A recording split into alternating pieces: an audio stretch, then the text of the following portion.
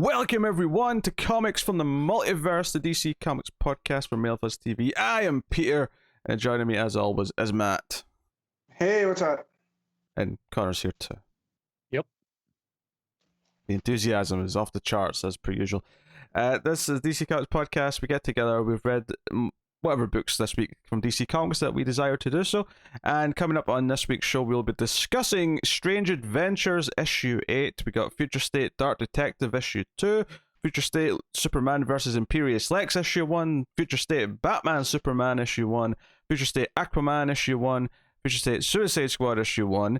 None of us would have read this one, but Connor was forced to for Patreon. So, Future State Legion of Superheroes issue 1. And I also did a Patreon book. I've got American Vampire 15 as well, which does leave me with one actually behind, but I decided not to bundle up too many because I know that next one's going to be lighter, so I'll do a second one next week. I have one that was supposed to be this week as well, and basically I got to the end of Legion and I don't have another comic in me after that. I didn't have it in me to read anything else.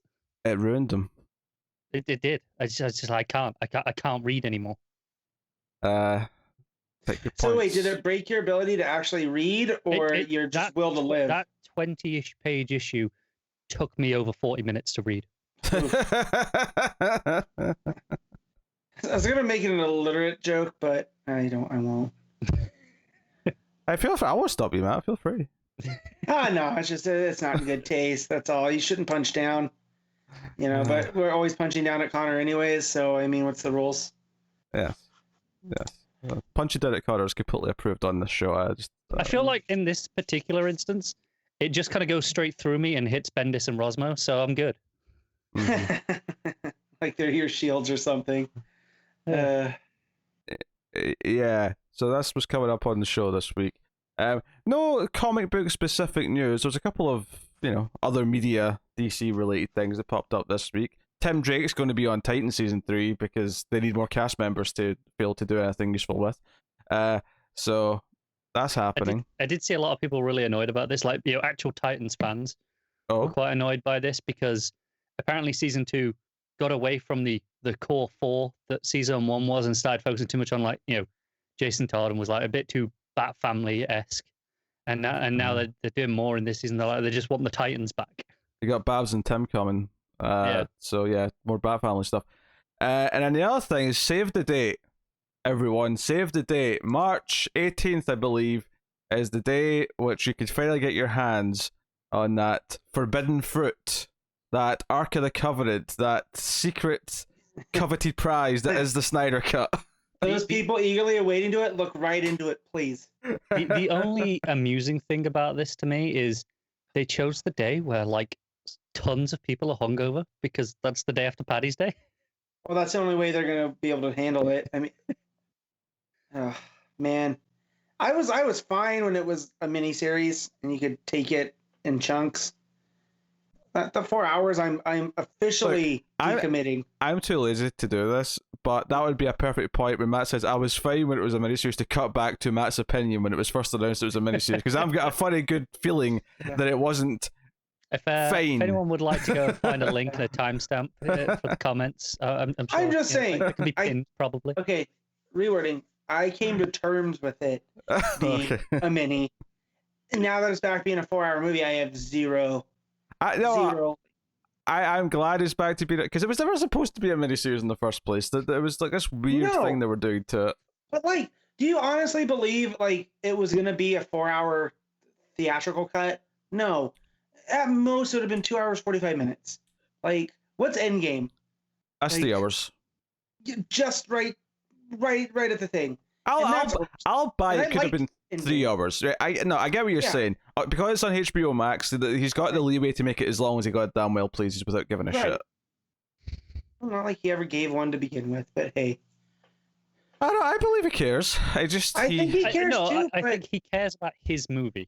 Yes. I don't think he cares about what is an actual good representation of these characters. He cares about Zack Snyder's version of these characters, which I just don't. So, well, I would slightly pivot that because I don't think he would phrase it that way. I think he thinks he understands these characters, but obviously we disagree with that. It's a flawed misconception on his part, but I think he, as much as I dislike most of his works, I don't think he has a lack of care. I think he tries. He fails from our perspective, but I do think he tries. I don't think he's lazy and just does whatever and just is there. He just has a very nihilistic worldview about everything, and he extends that to everything he creates, and that also impacts characters who are supposed to be kind of the opposite of that, but whatever. So, Snyder Cut's coming. Have fun with that, Pete. There'll be content. Something's happening. I mean, I noticed Pete's reviews of something like WandaVision, which is about 24 minutes, come in at about 22 minutes. So imagine what a review for a 4-hour Snyder Cut is. I mean, it won't be 4 hours. I mean, I don't think it'll be anyway. That's another one. Bookmark that quote, people. I don't think it'll be. I just want that little, Pete, cut that out separately when you're editing this, so that when you get to the end of your Snyder Cut review, you could just play that back. Yeah, Snyder Cut's coming, so look forward to that, I guess, if you're so inclined.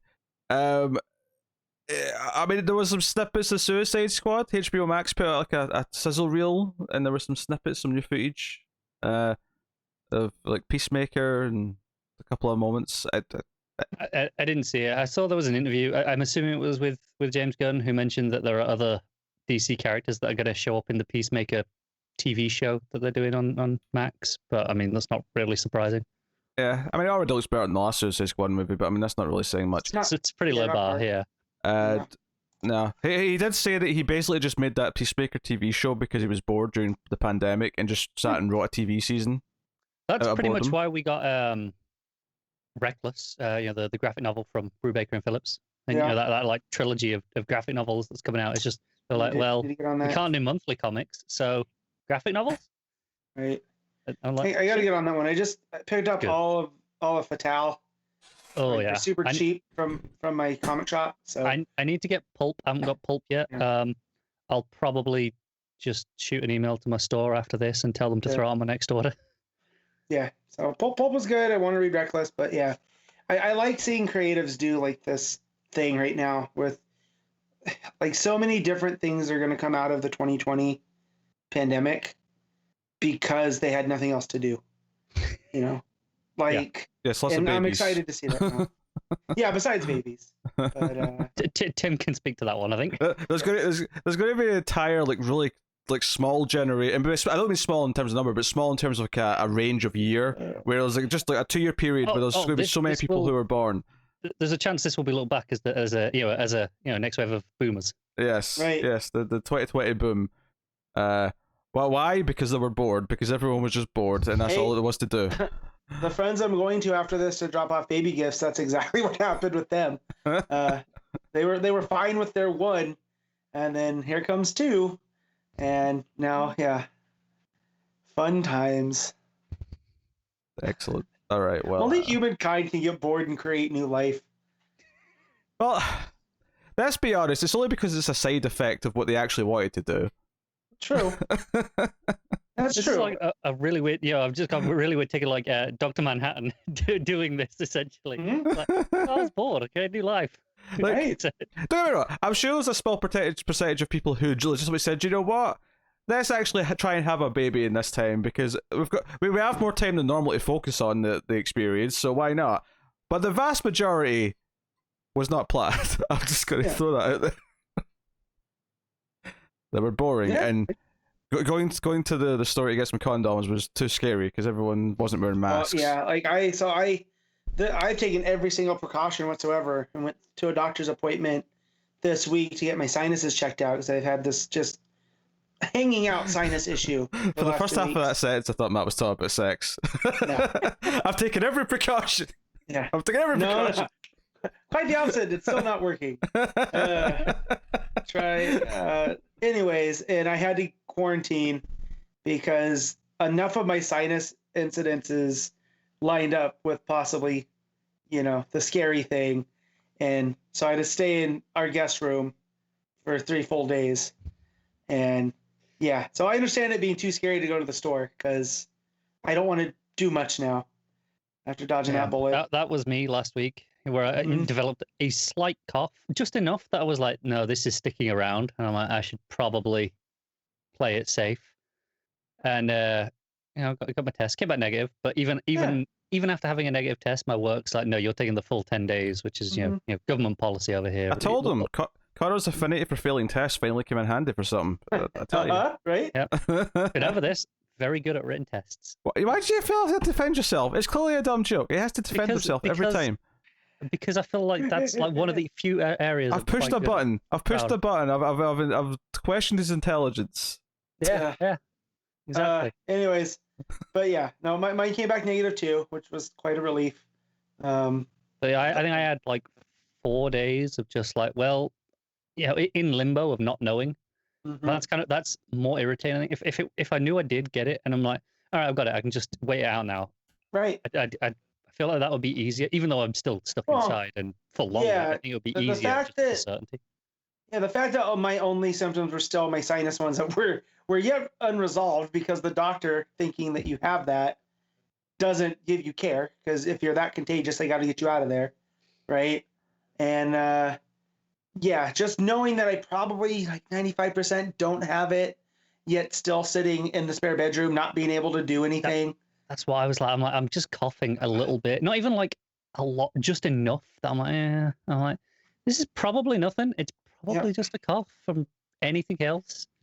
Yeah. So, yeah. But I did get some comics read, as and movies watched, and it was. Yeah, I got comics read. It was nice. Do you know what? I watched the movie last night purely because I wanted to see where a meme came from. You ever seen that gif of the bearded guy, sort of the camera sort of tracks in or zooms in, and Jeremiah Johnson? Yes, I didn't know what that was from, and I was shocked to discover when I looked up the meme, because obviously I knew the meme quite well, but that was Robert Redford. I went, wait, what was this Robert Redford movie? So I watched Jeremiah Johnson last night. Dude, for the longest time, I thought it was Zach Galifianakis or something. No, it's Robert Redford, Jeremiah Johnson. It's from 1970.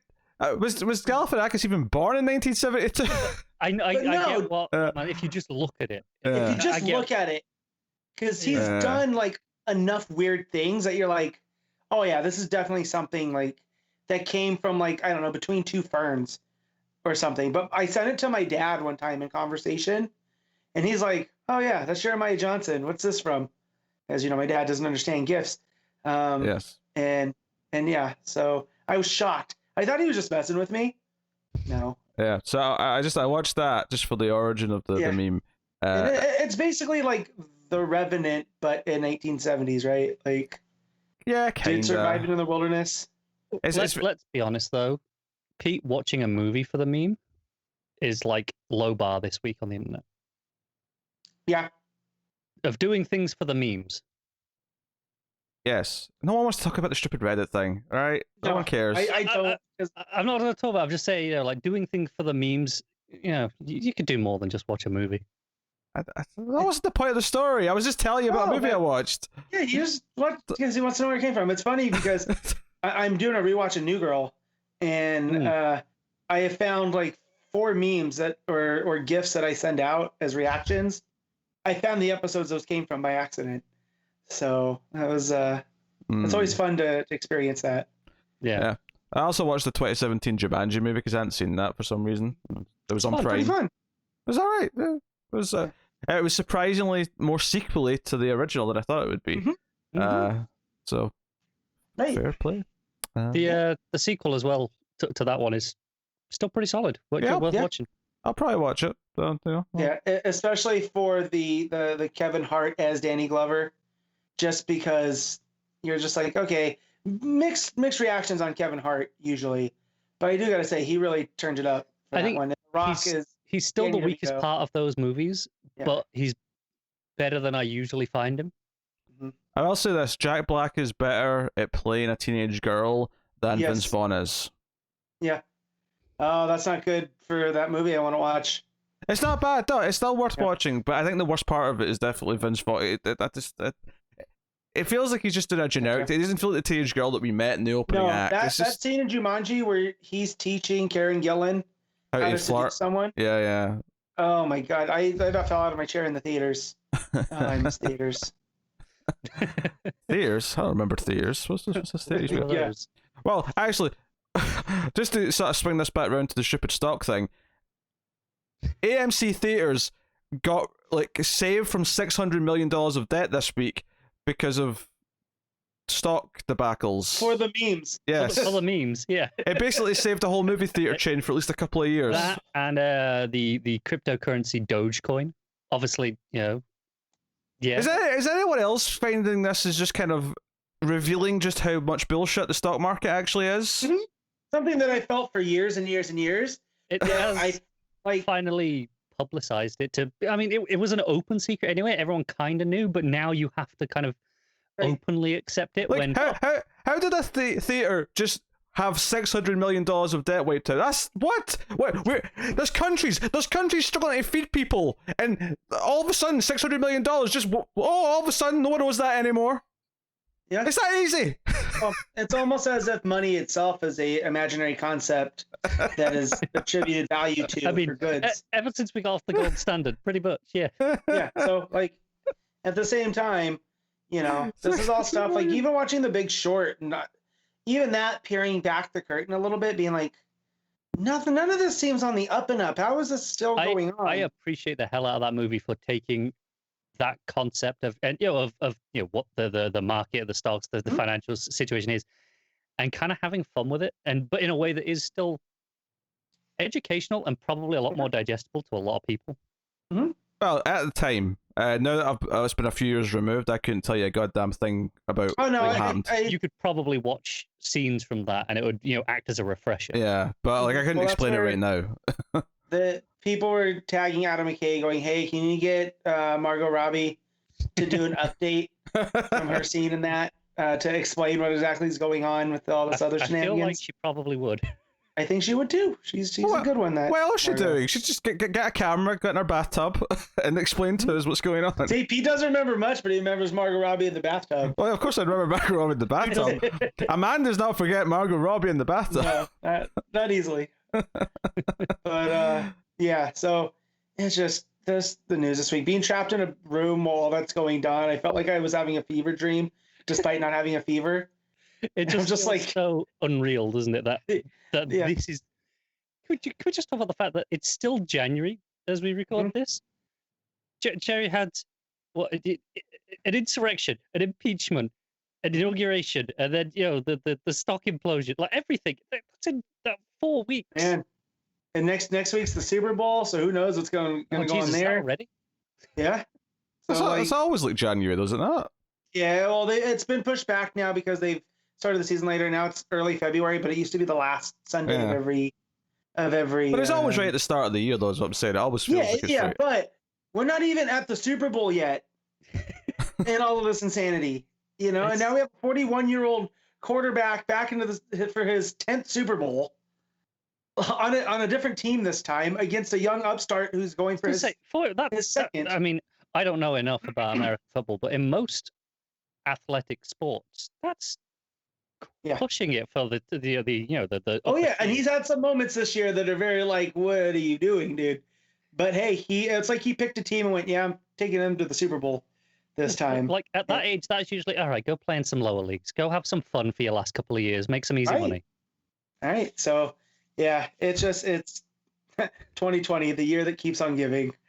Like I feel like we are in that meme that's 2020 part 2.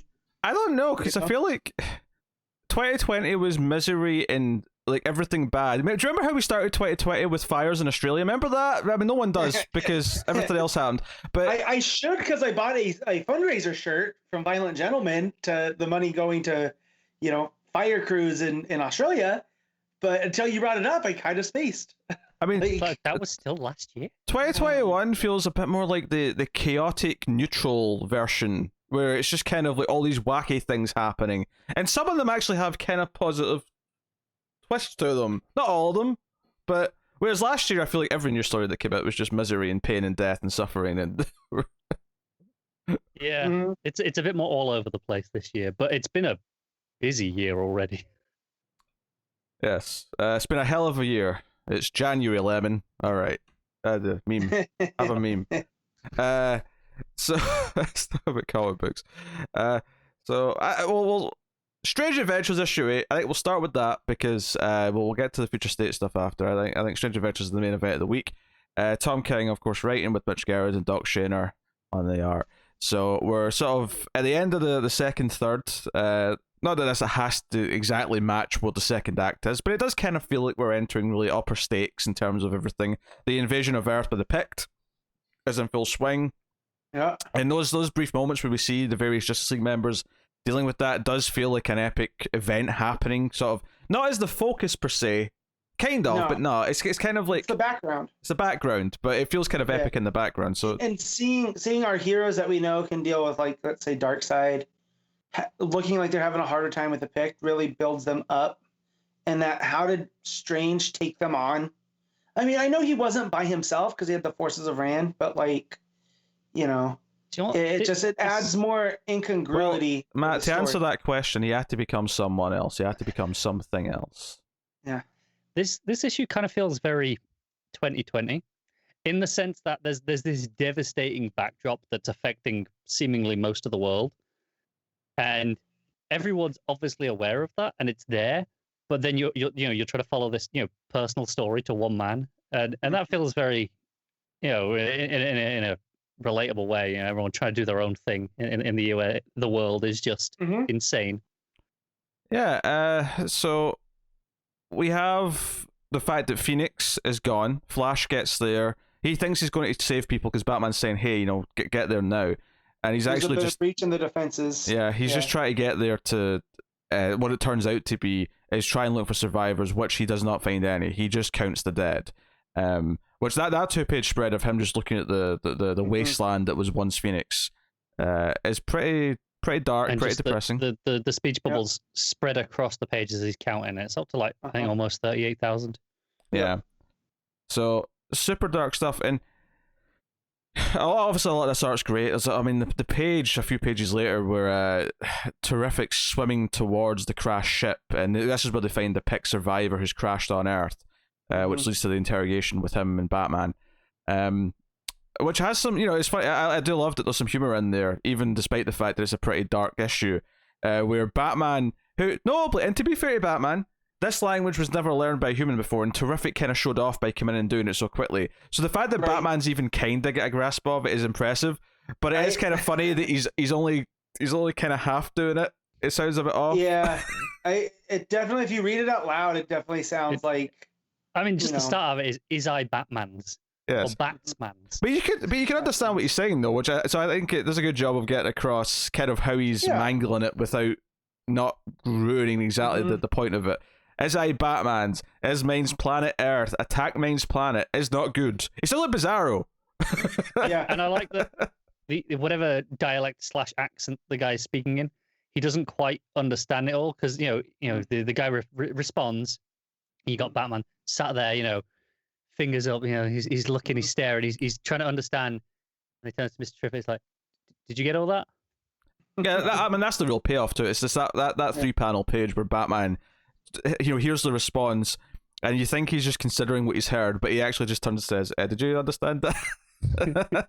He's like, "Yeah, I got it. Okay, good." Back to looking menacing. Okay.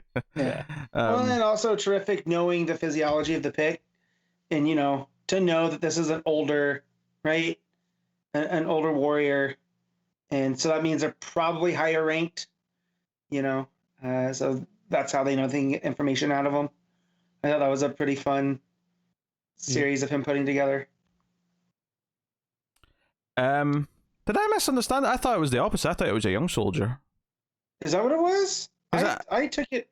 In these chambers. Now, seeing as how you fight using, Pict words. Right. I have to admit, the only confusing thing about that stuff where it was like the Pict words that obviously didn't have an English word to replace it with, is that I thought it looked like ha ha ha ha. So I'm like, wait, is the Joker suddenly appeared out of the scene at first glance? So this is why I misread it, because when he gets to a blank old soldier alive, I read that as an effing old soldier, but it's the Pict word for whatever number of years it is. I also did the same thing that Matt did, where it looks. I think comics have trained us to see symbols as in the middle of a speech bubble like that as a replacement for swearing. Word. Right. Yes. No, because he says here that's only been taught for the last 3 years at 3 years. Academy. Yeah. So right, which confused me because I was like, okay, well, I don't know. Maybe it's because he wasn't good at it, right? So it's only been taught for 3 years. So he's not a master of it because he's old. But the bubble that made me think he was young though is that means you're just blah blah blah old. So the idea that we don't have a word for whatever the number system they use is. So you're just blah blah old. So I took that as he's young. And when he mentions the old soldier, he's saying, well, this would keep an old soldier alive for so long, and you're young, so right. You're no. I think you're right. I think me and Matt both made the same mistake of it. It's and we read it as that means you're just effing old, basically. Right. Again, just because of the way comics have trained us to read symbols in a bubble. But I did get confused. I liked the sequence for what this did was showing Terrific does remember enough of him going to Rand to study about the Picts, that he carried it over to what's going on here, and that he used that to basically bring this guy in to get more information out of him. But no, it definitely makes more sense, Pete, that way, that he's a younger guy and feels like there's more to lose. Yeah, and he kind of outlasts them because he's not getting tired, but obviously Batman's perfect being human are eventually like, man, this has been 18 hours. Can he just finally talk, please? And ultimately he yells about Adam Strange, and obviously he says it in a his accent or dialect, and Batman, because I actually even noticed it was meant to be Adam Strange until Batman said that he just said Adam Strange, and I went back and looked at it and went, oh, I can kind of see it. Yeah. Oh damn, SKGGRAYNCHE. Yeah. Yeah. It's their approximation of the word Adam Strange. It's funny because sometimes we follow this just looking at the one plot side, because usually there's the two, because you've got the modern and the past, but the different art styles. And the Shaner. And I feel like sometimes we go in order, sometimes we split the two. And we've stayed split so far with this, just talking about the modern stuff, because I think because the War on Earth feels very specific and different. Yeah. But it is worth mentioning here that everything, as the book goes towards the end of the issue, it's very important how it's all intersecting in terms of themes and story. Mm-hmm. Because it's all basically the realization that Adam Strange became an absolute war criminal and became this savage, vicious person. The way they see it, it was attempted genocide. Yeah. Right. Because we see it in the past, like he comes home, Alana's happy to see him. He's being kind of cold with his daughter, but after the heartwarming moment for me is when he eventually goes to speak to Aaliyah, and she's got like the rocks out, and she's I'm planning attacks and stuff, and she's like, okay, so all these rocks are all the bad guys, and this one rock's you, and he says that doesn't seem very fair, and her response is, yeah, I couldn't find any more mean rocks to be in the bad guy's side. I thought, that might be the sweetest thing I've read in the comic in quite some time. Weren't the Picts invading Rand, as far as we know? Yeah, I think so. Yeah.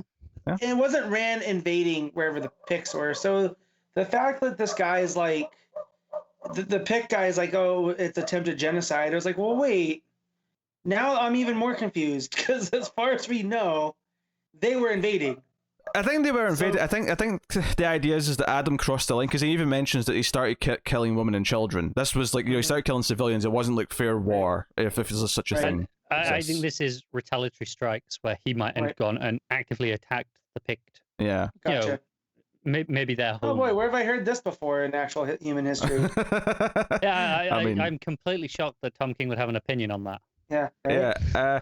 Because that's the other thing, is that so they capture a Pict member, and in the past this is, right? So again, obviously this parallels the present day stuff, and Adam's supposed to talk to him because he spent the most time with them. He'll have an idea. He's rocking a big beard at this point as well. It's worth mentioning to clearly distinguish.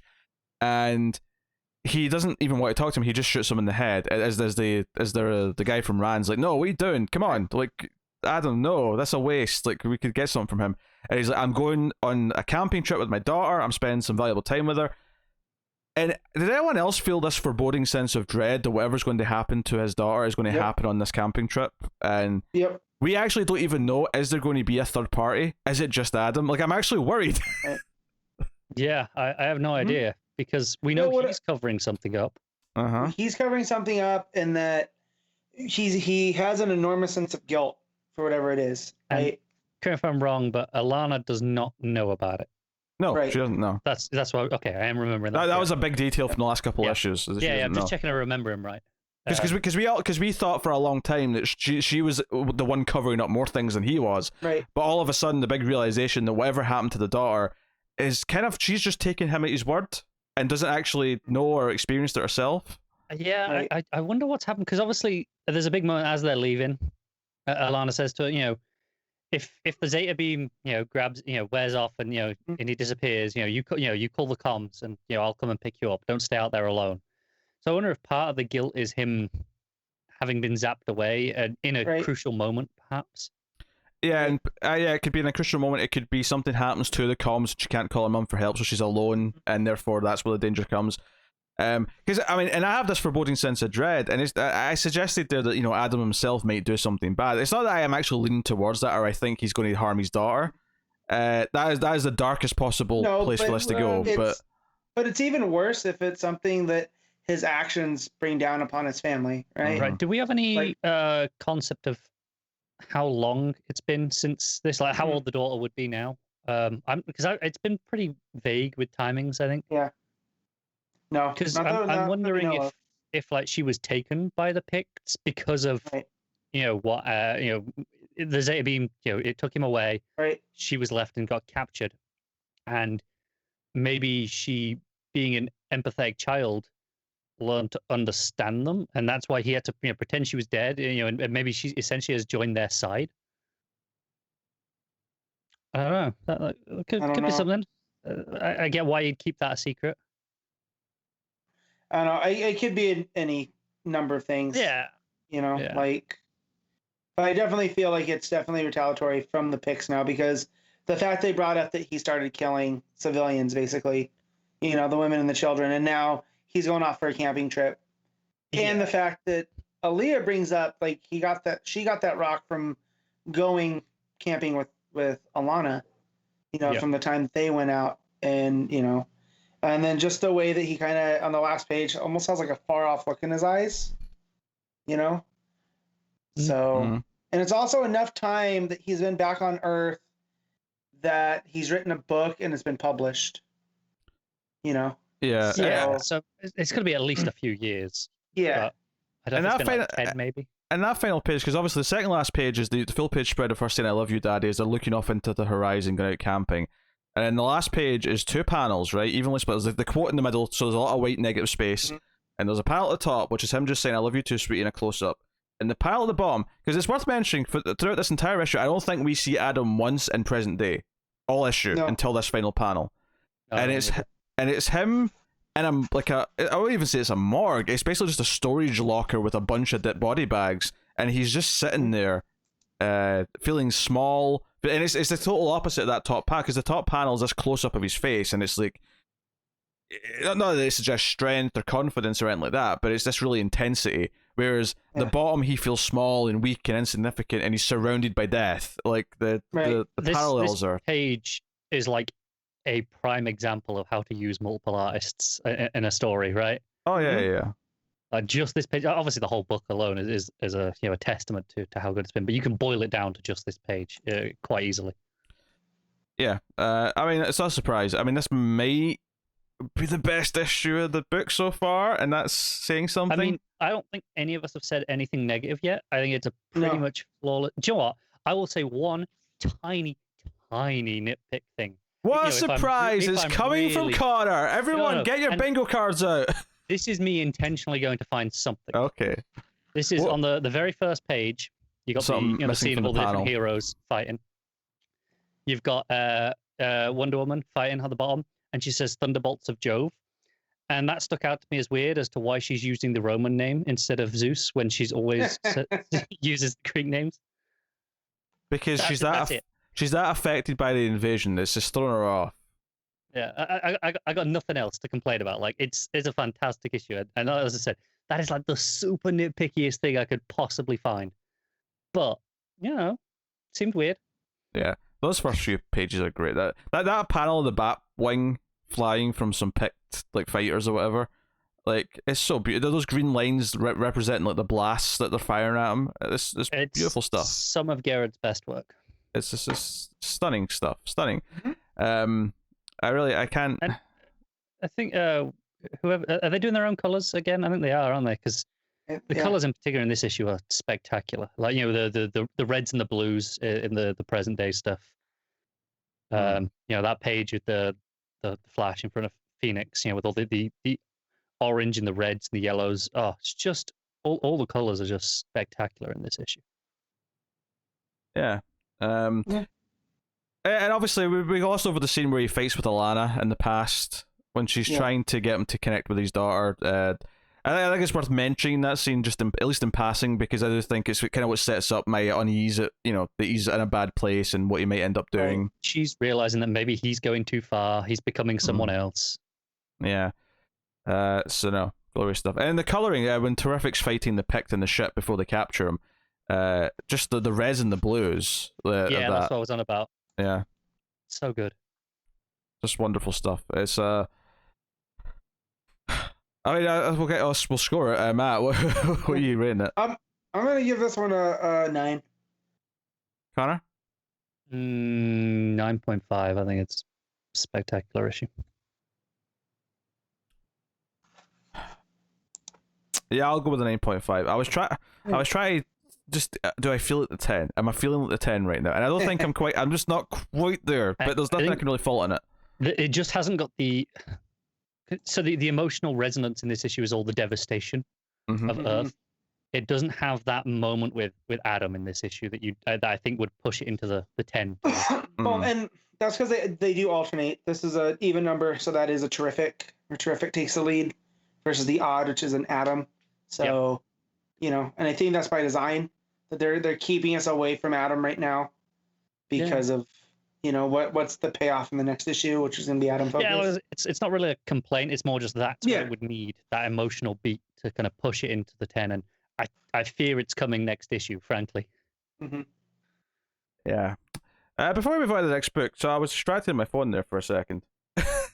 Because I'm debating with an audience member, Talking Superman, a long-time friend of the show, is watching Superman 4: Request for Peace, and he thinks it's a great movie. He thinks it's a great Superman movie.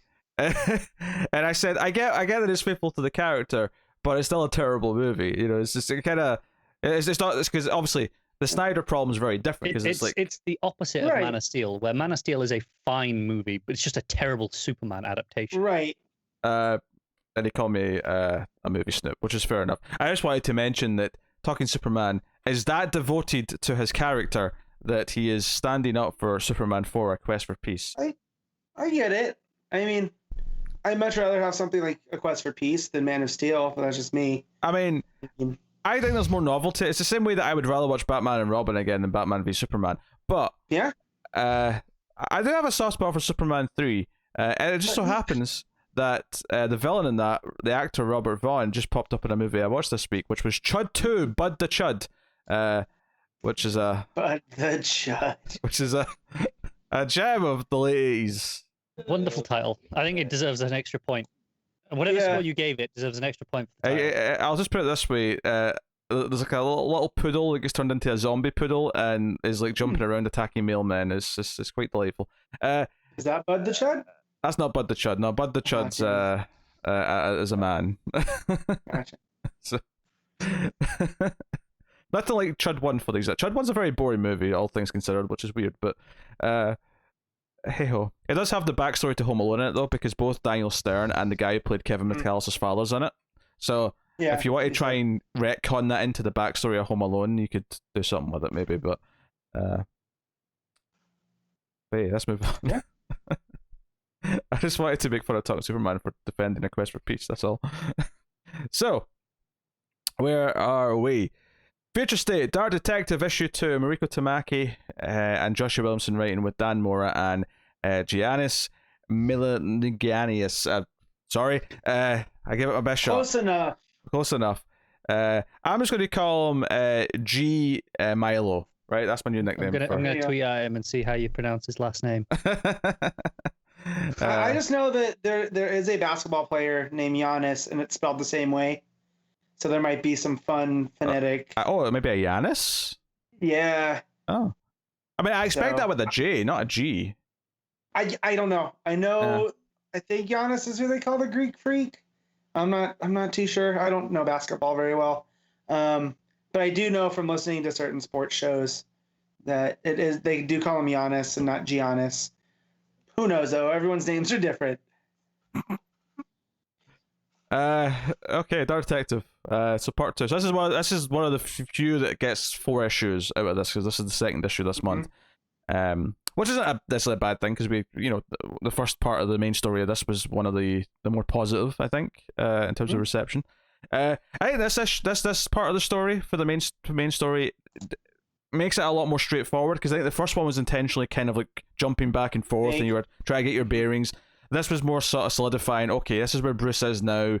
They believe him to be dead, but he's living with this conspiracy nut. Which actually, the ending of this story kind of made me laugh a little bit, because the whole kind of joke is that this conspiracy nut thinks that they're being watched and everything. He thinks the TV's spying on him. And then by the end of the issue, Bruce kind of realizes that, it's kind of true. They've got invisible little bug drones that are spying on people. Nanos. Which also makes me question Fox and how much he has to do with the magistrate at this point. Also, learning from this that the magistrate doesn't seem like, at least at first, is a person as much as it's a group that the mayor brought in, and then they kind of lost control of them, and they took over the city. That's the vibe that I'm getting.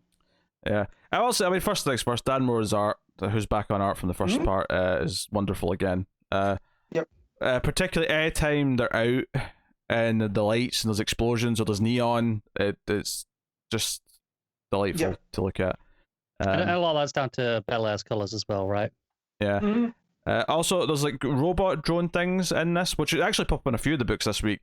But the dialogue made me think, it's basically Ed 209. Just have him say the Ed 209 lines. I was like, stop holding back. Come on, Tamaki. Stop holding back. Just do it. But yes, so Bruce is investigating, trying to figure out what's going on. After we get the sort of the backstory of like, Peacekeeper 1 knew that killing Bruce Wayne meant that he'd kill Batman as well, and so that's interesting. So who is Peacekeeper 1? That's a mystery. And it may be Dark Detective, because we're dealing so specifically with Peacekeeper 1. This might be the book that does it by the time we're at issue 4, and reveal who it is. But yeah, so we see him in present day living with this old man. I say living with, he's renting out the basement. Because it's one of the few places in the city that doesn't require like eye scans and he's IDs. An incredibly paranoid off the grid trapper, and is like doing this old school. So Batman's living out of this basement and doing his best to try and keep things going. And he tries to investigate this it's one of their bases, the magistrate's like office or plant or something. I will admit, this isn't as bad as the 0 Year example, but there is an example here of him referring to an event by using the comic book title of the Joker War. Right. This one is not as much of a stretch, but it did make me pause for a second and go, okay, all right. Yeah, I mean, I could understand Bruce referring it to that, right? Because to him, that's what it was. But like hearing that from if this was on like a newscast or something, would have been like a little bit different. I mean, don't get me wrong. There's definitely titles in comic book events that can work as an in-universe name for something that does feel natural. But some of them, the one that always sticks out is Gordon saying, "Oh, that was in the 0 Year." After 0 Year, I was like, "Shut up." No, that's what I'm talking about. Something like that where it just feels forced. Here, coming from Bruce, it's like, oh, it hasn't been since the Joker War. Yeah. Whereas in Green Lantern was a prophecy for the Blackest Night. Them referring to that night as the Blackest Night makes sense. Like, so I feel like have not a few different books been doing this already, calling referring to the Joker War? Because this didn't stick out to me in this one. I honestly, I don't pay attention that close enough. I don't know to remember. Okay. But I know what's Pete talking about here, because I thought the same. Kind of going like, oh, okay, this is a little bit weird. No, I get it. I get the concept of it. I've definitely felt that with different ones, but I think I've seen it. I feel like I've seen it 3 or 4 times before this already, so I guess I've adjusted. Yeah. It's. I think that I enjoyed this part. I don't know if I enjoyed it more or less than the first part. I think, on the one hand, I like that I have more of a footing in what the story is, and the art's still phenomenal, and it's sort of coolly setting things up. And it's very much defined all by kind of like getting to whoever's leading the Magistrate, who is Peacekeeper 1, all that stuff. So I feel more kind of in tune with what the story's doing this time. I think it's weird because I'm interested in the mystery of the answers, but I feel like I'm not that interested in the actual story that it's telling to get there, if that makes sense. No, I mean, it's fine. I did see some pushback against this, saying that it wasn't nearly as good as the first issue. But, I mean, this is part 2 out of a 4-part story, so I feel like sometimes in the middle, you have to kind of, I don't want to say kill time, but there are going to be spots to breathe. So... Yeah, I wouldn't say it was killing time so much as that it's just a more normal, straightforward telling of what's going on. And that inherently is less flashy than what the first issue did, I think. So, but I got some chuckles out of the Bruce kind of at the end being like, you know what? Yeah, he's right. The old crazy man is right. They're everywhere. Right, because you see the old crazy man break his other TV, right? Yeah. It's like, if you got a TV down there, you have to go destroy it. They're watching us. Yep. They're everywhere. Yeah. Yep. So I had some fun with that. I think this issue would be, it's like elevated significantly by the art, or at least this story, I should say. Like there are moments like after Bruce is pulling himself out of the water, and he's slumping down against the wall, and you've just got like 3 or 4 panels, whatever it is, and he's just sinking down further and further in each one. Just the sequential nature of that, it's just really effective, and mostly in silhouette as well, but with these bright colors of the city. Moments like that where it feels like it's a pretty standard, typical beat, but I think it's sold by the art team. Yeah.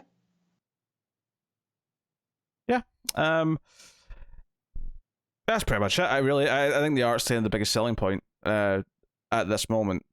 I do like Tamaki's voice for Bruce, so I'm kind of excited to see what we do with this once we're back in the ongoing story. But all right, well, we've been rating these stories individually since they are full-size stories as well as full. So what are you giving this one, Matt? 7.5. Connor? It's just a straight 7 from me. I think the art's enough for me to go to the 8. So. There you go. There you go. So the second story is a Red Hood story told by Joshua Williamson, with the artist previously mentioned. So, do you know what? I'm kind of annoyed at how much I kind of like this. I like the story. I'm not a fan of the art. I'm a big fan of the art in some pages, and I think I really like this artist from other works that I've seen him do. They are here. See when it's action, see the first few pages where he's on the bike and it's all the highway speed shit stuff. I think that art's great in those scenes. I think once it gets to faces talking to each other, I'm not as super into it. It becomes very cartoony, like cartoon strip. Like I felt like I was looking at Tintin. That's weird. I'm kind of the opposite in some. I think the first few pages of action are pretty good. I actually really like the faces. It's a very manga influenced style for sure. And so that's not one of the things. Like, but there are points in the action. Other bits. There's a bit on the bike later where the bike feels like really stretched out to me, like it, and not in the in a good way. Just it feels a little bit off proportionally to what it already was set up to be.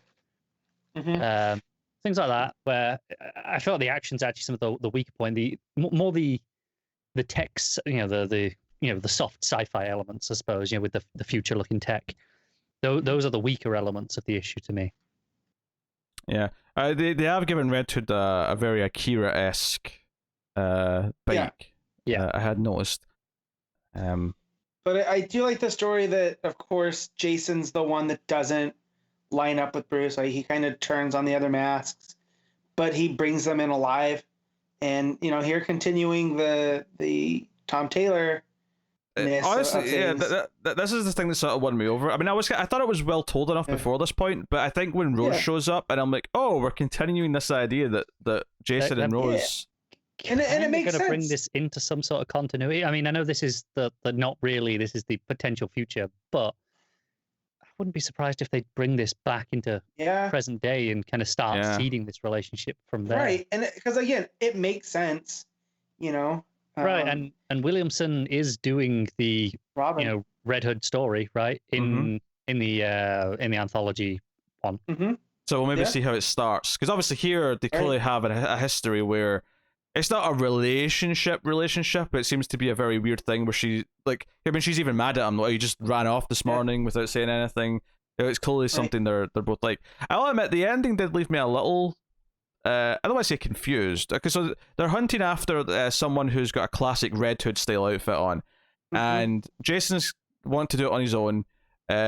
Rose shows up and kills him. Cuts him in half with the sword. Cuts him in half with the sword, and he's like, "What are you doing?" I wasn't going to kill him. For a start, I was pretty sure he was being controlled, and it turns out that the Red Hood has Mad Hatter tech inside it. Yep. Which was a neat little twist. That was okay. All right. Cool. We're bringing Mad Hatter out of the story. So they go after where they think Mad Hatter is. I wasn't sure I understood the ending exactly, because it sounds like the magistrate's now after Jason when they seem to be happy to work with them earlier in the issue. No, that's exactly what's happened, and we don't know why right now. That's okay. I think that's the point. Because all of a sudden, burned him. Yeah. Yeah. All of a sudden, it's unlawful heroics rather than sanctioned. Right. Okay, all right. I wasn't super clear about why they suddenly wanted to kill him, but yeah. Other than that, though, I actually thought this was a decent enough time. I think the fact that Jason kept his mouth shut for a lot of the issue was probably quite helpful. I really like the lettering on that very final panel with Jason swearing a little bit at the reaction to seeing this. Yeah, but I realize it's not just the the standard symbols that you see. It's got an extra background to it with a black star. It's like a black starburst. Yeah. Yeah, and then that on top of that, still inside the regular word balloon. I think that's a really neat touch to give it an extra dimension, because you've got white on black on white instead of the just the usual black on white. It really pops because of that, and makes it feel like he really reacted to that moment. Yeah. It's surprisingly decent and made the issue as a whole feel like it was a nice package overall, I think. It's one of the most consistent, one of the most consistently good oversized issues of Future State so far. Yeah. I don't think the triples have had quite that privilege, but I mean, so it's easier when you look at two, but it is nice. Yeah, but I mean, not every time not all stories even have one good in the doubles. Yeah. Matt, were you writing this Red Hood story? I'm gonna give this one a 7, just mainly because the art's fine, but again, like I said, it's very Tintin-esque sometimes with the faces where they're almost so basic that it's just kind of 2 eyes, a nose, and a mouth. I mean, hell, there was I have to agree that there was a couple of panels where their eyes and mouth were basically just lines, just a single line for each eye and a single line for the mouth. But the breakdowns are really good, and the energy's there. So I don't want to say that the art's bad. It's just not my thing. It's good. There's good flow. Like I say, the action scenes I think have really good flow. So I was enjoying it mostly. What's important to note about the faces is while the detail is stripped way back compared to I mean, hell, Dan Mora in the first half of this issue, right? Yeah. The detail is stripped way back, but the expression and the point of what they're saying with their face, what they're doing is always clear. Even if it is just down to a couple of lines, you can always read the face and know exactly what look they're supposed to be giving. So I think it completely succeeds and fits within its style. Now, whether or not you like that, it's just, I think that at that point it's just taste rather than being bad. Because I think it succeeds in what it's doing. It's just whether or not you like that. Yeah. Yeah, it's a still taste thing for sure. Did you read it, Connor? No, I'm gonna give this. I'll give this 7.5. I think I like this more in the first half. Yeah, I probably landed a 7.5 as well. I probably like the first half a bit more, but it's actually kind of shocking that the Red Hood backup was able to get this close to it for me. So, fair play to Williamson. Maybe it shows that the right people writing Jason. Yeah. Although, to be fair, I think having Ravager there as a character that I like more is a sort of an equal sort of second half is a really good thing for it. I think for the last 10 years, really since not Rebirth, the one before it, New 52, there's only kind of one person writing Jason, and it's someone that we didn't enjoy. So the fact now that we're getting different takes on him, and just over the last 3 months, that probably helps. Johns, we've had Taylor, and we have Williamson. So I think it helps that Ravager, she's kind of a character that fits alongside Jason, who's also likable, whereas I think some of the other characters, I mean, admittedly, again, the writer being someone we don't like is maybe the biggest factor, but I like Bizarro when he's used correctly. I don't know if I necessarily want Bizarro running around with Jason Todd. It just doesn't feel like a nice fit to me. So, whereas you're right. Yeah, but she feels like, no, she's the perfect foil to like call him on his bullshit and like be an equal kind of like antagonist, anti-hero type role, but with a bit more likability than he does. I think they have a good bounce off each other. Like, with because obviously up until now this relationship was a Taylor relationship. Obviously, we're seeing Williamson to this take on it. There's the bit where they go into the Hatter's lair, and I think she does Toto got feeling I can't say more. He's like, yeah, wrong movie, and she's like, whatever. But there's just a little good back and forth between them. Yeah, Williamson's recognizing greatness from the master and making sure that he's taking from the best. That's right. I mean, DC pulling elements from non-continuity books into the main line is kind of And who have they done it from? And who have they done it from before? They've done it from an Alan Moore book. They've done it from Frank Miller books, and now they'll do it from Tom Taylor. Yeah, he's not wrong. I want to argue, but I can't. And Mark Waid, throw in Mark Waid there as well. The point being, he's joining a list of special names. I will say, like, if I had to build the Outsiders from the start, right, and give it a new vibe, I definitely would lead with Jason Todd and Ravager. Because they make are a solid Outsiders team on the outside of what that is. And we have Batman and the Outsiders versus like the Nightwing Judd Winnick team from way back. Yeah, which is kind of post Titans, Outsiders. But like if you were building from the ground up, these two I think would be real good. It would kind of be what Unkillables was, right? Like, and that's why I liked it so much. And I think you put Kite Man in that team and finally give him his like anti-hero redemption. Yeah, with these characters, you give him the Catman Secret Six vibe. Yeah, like I someone don't think that I no can one ever ever look at Kite Man the same way after the Harley Quinn show. No, but like at the same time, because I think he's even more of an anti-hero. That took the joke from the Tom King Batman and turned him into an actual character, and now I'm like, no, that is Kite Man's character now. So I think anything that this in the comics does now kind of needs to follow that established character now. I mean, it's not Bane wanting his chair, which I would love to see in the comics, just once, But yeah, so cool. What's next? We have to read the book. Rating on this, yeah. Read the whole book, Matt. Oh, I thought I already hit mine. It was a 7. No, you rated this story a 7. Oh, the whole book. Yeah. Shoot, 7.75. Oh, I'll stick with the 7. You'd think after 230 issues, but he would trust me to host episodes. No. Look, my point remained. I learned a lot from my grandma, but one of them was never trust the Scotsman. That's something I learned. So there you, Connor. What you rate the whole book? I'm also going to give it a 7. I will give it a. I mean, I'll give it a 7.5 overall, which is the lowest score I gave. So, you're at least getting 7.5 of quality in this book, as far as I'm concerned. So, happy days, happy days. All right. Now we can move on to what's next, Matt. There we go. All right. Future State: Superman versus Imperious Lex, issue 1. Mark Russell writing with Steve Pugh on the art. So, this is not as distantly in the future, I don't think, because this is before Superman's gone. Well, I mean, obviously, Lois is still knocking around. They mentioned this being formed about 20 years ago. I mean, judging by Lois's age, I mean, it can only really be 30 or 40 years at most after current continuity, right? So this is where I think it becomes problematic with the timeline that they set out there, because really this doesn't feel like it has any connection other than what Mark Russell wanted to tell, the story, right? And so I just feel like this is a future state. That's why it's called Imperious Lex. It's not Superman or Action or whatever, So I wouldn't get too hung up on the timeline. It essentially feels like a different future state to a lot of the other books that we've had. And there's a couple that also fit in that category where it feels like it's a separate thing.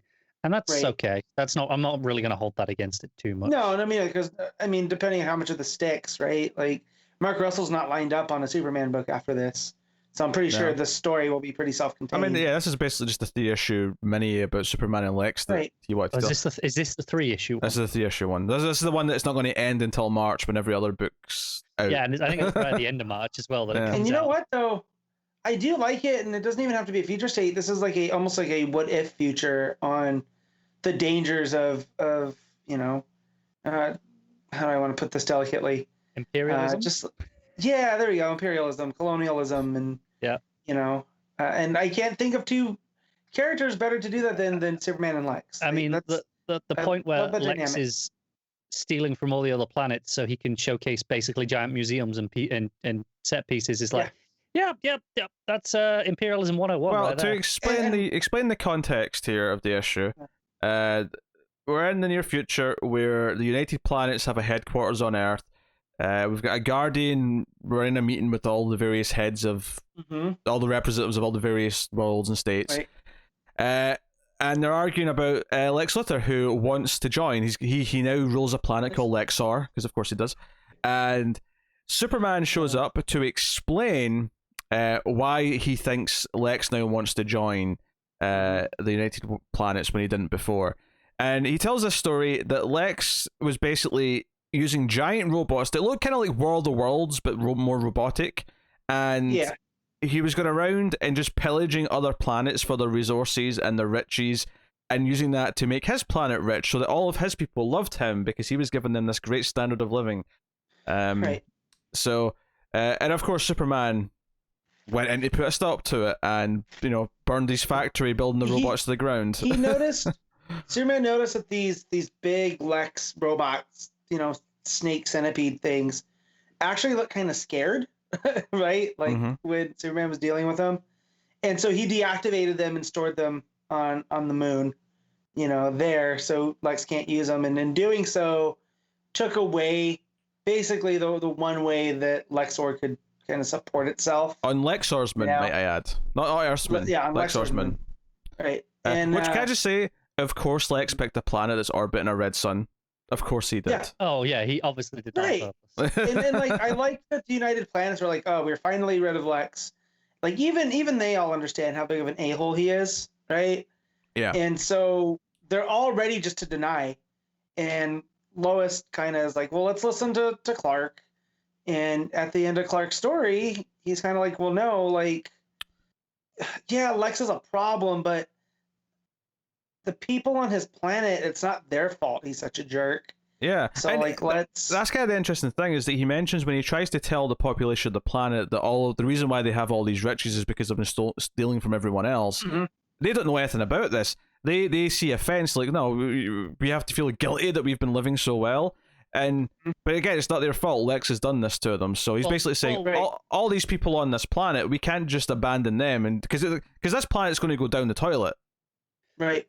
I mean, Lois makes an interesting point, which says, you know, at worst, or at best, they're gullible and have been, you know, duped by Lex, but at worst, they're willing accomplices. So I think that's something to consider. And after the year that I've had here, that line really struck home. Yeah, you know? But I mean, it speaks to Superman that he wants to believe that they can be better, that they aren't culpable, you know, to the full extent. Right, and this is why I love Superman as a character, right? Like, because he, even though this whole planet's been told how terrible the Kryptonian was and how he ruined Lex's life and stuff, and, you know, he's still giving them a shot because, again, it's not their fault. And so I love that. I love that he his powers are draining under the red sun, but he still manages to get out of there after destroying their main factory. Yeah, my favorite thing about the planet is the propaganda where the news reports are saying, in other news, the market is like, you know, for the 10th straight year, everything's projected to go up again. Everything's good, and there's like this pro-fascist, like, everything's perfect and hunky-dory because I'm the best leader ever.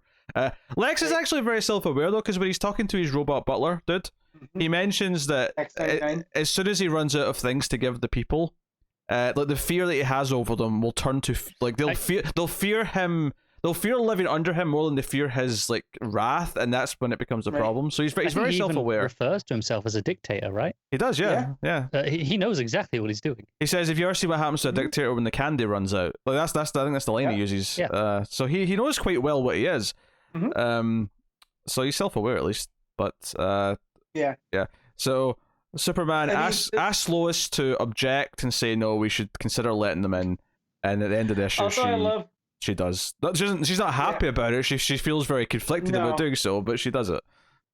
I also love that you can tell Mark Russell's like, I don't want to say contempt, but like how stuff is governed and how like, okay, well, we'll talk about it and we'll have an hour break to really think about it. You know, there's the bit where like it's the mandatory hour. This is procedure. It's like, look, we'll go away for an hour, we'll think about it, and then we'll come back and vote that he won't join. Right. Like, there's no real debate. No one's changing their mind. And then mind. the same thing here, which then Superman took really advantage of, because that's when he talks to Lois about now, objecting, because I also love the sand guy in the back, who's like, yeah, let's bury them all in sand. Yeah, jar, yeah, that cracked me up. There's a couple of little good jokes in there. So like, if you read this and you are looking for other stuff to read, this is very much the same tone as his Flintstones, with the same artist, even with Pugh. So I was getting a lot of vibes there, because there's a lot of societal things that he's breaking down through the comic mediums. Pretty much what I expect from Russell at this point. Yeah, I mean, although some of his other stuff at this point was more superhero and less, it was a little more coded than this, is where it's much more in the front like that. Because like Wonder Twins was still a superhero story that was getting on about, societal problems. I think, it was never, it was barely subtext, if you could even call it subtext in that book. Right. But that's what I mean. So if you think that was subtext, then this is way more upfront, and he's not even trying to hide it. Yeah, this is borderline supertext. Right. Exactly. So, but yeah, so if you did, I mean, and the art is just as good as the stuff that Pugh did in the Flintstones. Like, everything to me looks as it should. I like the alien designs too. They feel just enough alien, almost kind of Star Trek aliens, where like, yeah, they're kind of human, but alien enough. Except one who's just a dog, basically. Is a humanoid dog. Mm-hmm. That's one of them. Gotta have the dog alien. Now, the ending is that, okay, since you're arguing that they should join for this reason, it means that Earth is now its sponsor, and Lois, you're now the representative to Lexar, so that kind of sets up where we're maybe going next issue. So, yeah, it's definitely different from the other Future State books, right down to the fact that it has just a different tone, where it's not doing the same thing. It's being its own quirky. I mean, maybe quirky is not the right word, but it definitely has a sense of humor that's very different from the rest of the Future State books. So I guess you just need to keep that in mind if you're considering reading it, that it is kind of its own little definitely. thing. If you've never read Mark Russell before, you might have to adjust. But if you've read a lot of his work, then kind of what you're getting into. Like, I read the Thanagarian as he's yelling everything, even though I have no vibe elsewhere, just based off of the art. He looks like he's very much into diplomacy and whatnot. So, he is always drawn like, hands up, mouth wide open, whenever he's talking. He's very intense. He is, yeah. And that goes to the kind of sense of humor that Pete's talking about, where it is almost like a what's the word I'm looking for? Satire. Yeah, there's definitely satire in here. Of politics and whatnot. So. Yeah. Yeah. All right, what are you giving this issue then, Matt? I'm going to give this an 8.5. I really, really liked it. Connor? I'm going to give it a 6.5. I like it, but I do think... Well, no, it's a perfectly fine score. I like it, but I do think that the message and the point does overtake the actual story a little bit, where I was no longer reading the story. I was reading the analogy, what it was saying. And I want to think about that. I want that to be there, but I don't want it to be what I'm reading. I'm actually closer to your score than I am Matt's. I just chuckled because it was such a stark difference from the 8.5 all the way down to 6.5. But I don't really feel like anything you said up until now had really prepared me for such a difference. I don't 6.5 is a fine score. It's not a bad book. It's solid. Yeah, I'm going with a 7. I think I think it's fine. I definitely chuckled a few times. I kind of like some of the things it's doing with Lex. It's one of those things though where it feels so out there that Lex is now running his own planet that there's kind of a almost a I mean, obviously there's nothing wrong with an Elseworld, but it feels almost just like a goofy Elseworld to me. So it's fine. It's a fun little exploration, but I don't know. It's not hit me in a way that I feel like, oh, this is a special story. Do you know what I think the problem is? Mm-hmm. The comics already did President Lex, like years ago at this point. Thanks, Matt. And now, obviously, after the past 4 years, how do you top that? You can't go back and do President Lex again. We already did that. And you know, so what do? Well, give him a planet. Just give him a whole planet. Mm-hmm. It's the only logical next step. Yep, there you go. So that's Superman versus Imperious Lex. As Matt rubs his hands right next to the mic. That was a wonderful sound effect. Hope everyone enjoyed that at home. Let's move on to Future State, Aquaman issue 1. Oh no, sorry, I'm skipping one. Future State, Batman Superman issue 1. Junlin Yang writing with Ben Oliver on the art. And I gave a nice little pause there for David, who edits these and splits them up for the other YouTube channel. I was nice there and gave him a pause, so it was clean. I like the fact that you could have just carried on and just come back around, but no. No. We must do it in the order I have decreed. It is law. It is written, therefore it shall be done. So this is, I guess, kind of a first taste at the Batman Superman ongoing when it returns, even though this doesn't feel like it's anything like what's been teased for that first issue back. So more just seeing how he handles the pairing. Well, yeah. And did you guys read his Superman back before Rebirth? Or was he out in action? I did. It was Superman, I think he was on, yeah. Fine. Yeah, it was. I liked it. I felt like, Rebirth kind of came through and derailed whatever he was doing, but he still took it in stride. And so I don't think I've ever read him write Batman before, because he's done Terrifics and Superman. This might be a first for that. So that's pretty cool. So this is not set as far in the future as some of the other Future State stuff. This is Batman and Superman are still operating as Bruce and Clark, and Batman is discovering. Well, I say Batman. Superman's more that discovers it. Batman's already dealing with stuff. Because there's a little tease at the start that I actually kind of love this, that there's an infestation of rats that all have heat vision, so he's like dodging like all these blasts of heat vision from rats. This is kind of the silly stuff that I love from Yang, where he'll throw in something so fun like that. But Superman, traditional sort of Superman scene where he actually saves a kid who's trying to commit suicide. He jumps down and stops the train because the kid jumps out of the monorail. And I think, Yang's handling of Superman's like voice is good here. When he says, I hear him let out a sigh, not of disappointment but of relief. They're almost always relieved. That's a very poignant little statement. But it turns out this kid, the reason why he wants to kill himself is because he took this weird designer drug that alters how your face looks for a prank, but the side effects. So he wanted to, I guess, like a ram head. For his school mascot. Yeah. But ever since he took it, whenever he like starts to feel like emotions or feel embarrassed or something, he actually starts to grow the horns again. So now he thinks of himself as a freak. Superman takes him to Star Labs and discovers that it seems to be coming, surprise, from Gotham. Yeah, right?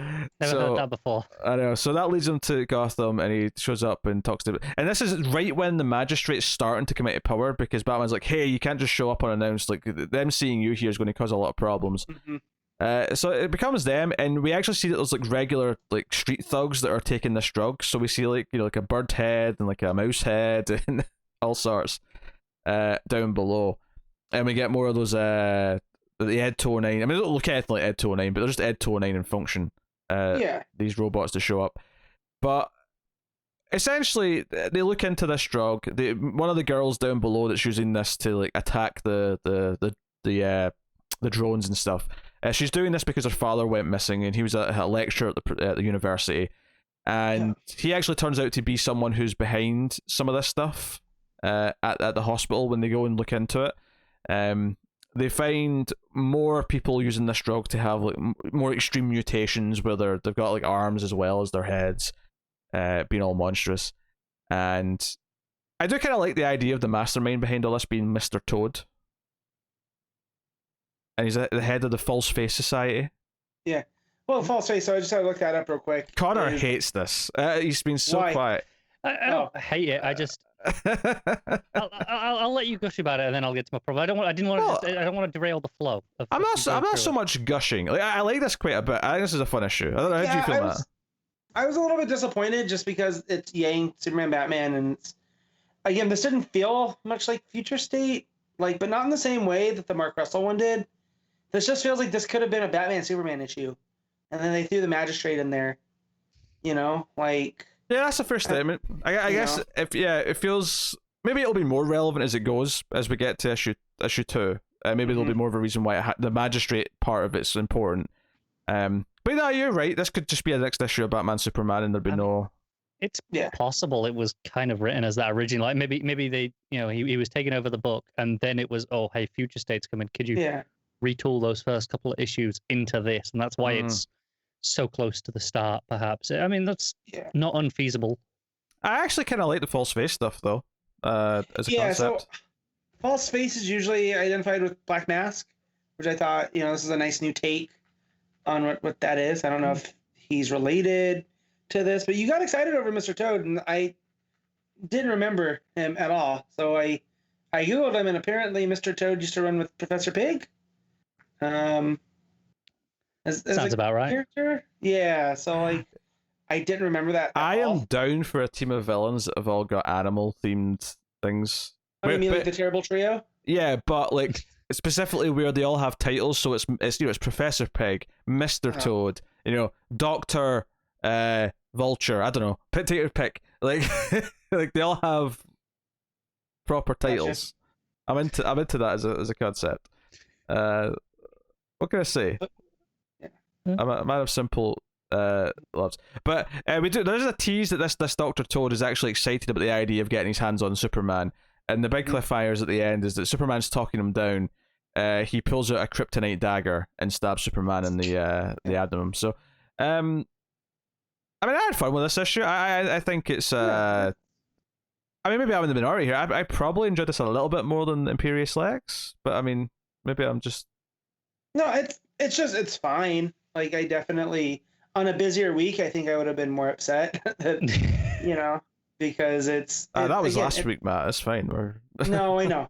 So, but again, I think the art's really good. I like Ben Oliver's designs for all the characters. It looks great, So if this is a taste of what Batman Superman's going to be like, in Infinite Frontier, great. I mean, it's a good sign. So, but yeah, I think I just went into this with a little bit high expectations because of the creative team, and it was it's good. I had kind of a muted expectation across the board this week for outside of Strange Adventures because that was separate. But Future State wise, for some reason, I was kind of in it's the final week. All the big ones have kind of came and went. This is kind of the week of the leftovers. I tweeted the same where I was like, I had no enthusiasm for any of the books this week, and not that I expected all of them to be bad or anything. Because I didn't really have strong expectations of anything. But I was just like, none of them were jumping out at me. I was like, oh, I really want to read this one. I was just across the board, it was like, I guess I'll read them. Mm-hmm. Yeah. When it comes to this one specifically, my problems. First off, I think the art is fantastic. I will, double down on that. I think it's great. Best part of the issue by far for me. I'm not a fan of Yang's voices for them. I think the inner monologue voices I actually think are really solid, but the dialogue I kind of don't like. There was one line of dialogue. Now you've brought it up. There's one line from Batman that felt a bit odd to me, where he says something about selling drugs for $10 a pop, and I thought that was a weird line to come out of Batman's mouth. There's a few, just like when Superman first shows up there, he's like, "Hey, Batman, it's been a while," and he's like, "What are you doing? Get inside the Batwing now!" And I'm like, all this dialogue just doesn't feel natural for this pair, and that's kind of a problem when they're the pair of the book. It's their book, and I think individually, I think he has a handle on them. Like I said, I think the inner monologue stuff, all that Superman stuff at the start, the relief is really good. We get some of Batman's inner monologue towards the end. I don't think there's anything standout in that, but I think it's perfectly solid. But there are multiple times with the dialogue where I just felt like this just feels off, like and it was kind of bugging me throughout. And that's kind of what took me out of the book. I think the idea of it is fine, the art's really good, but just too often there was a line of dialogue that just sounded off and took me out of it and kind of ruined my enjoyment of a lot of the book, unfortunately.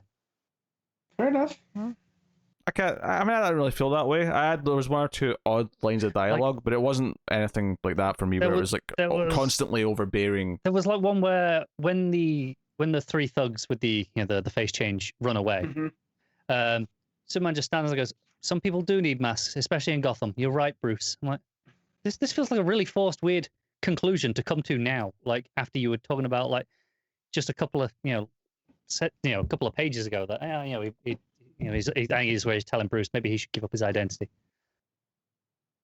But it's just things like that where it just didn't sit right with me. Well, lots of things don't sit right with Connor.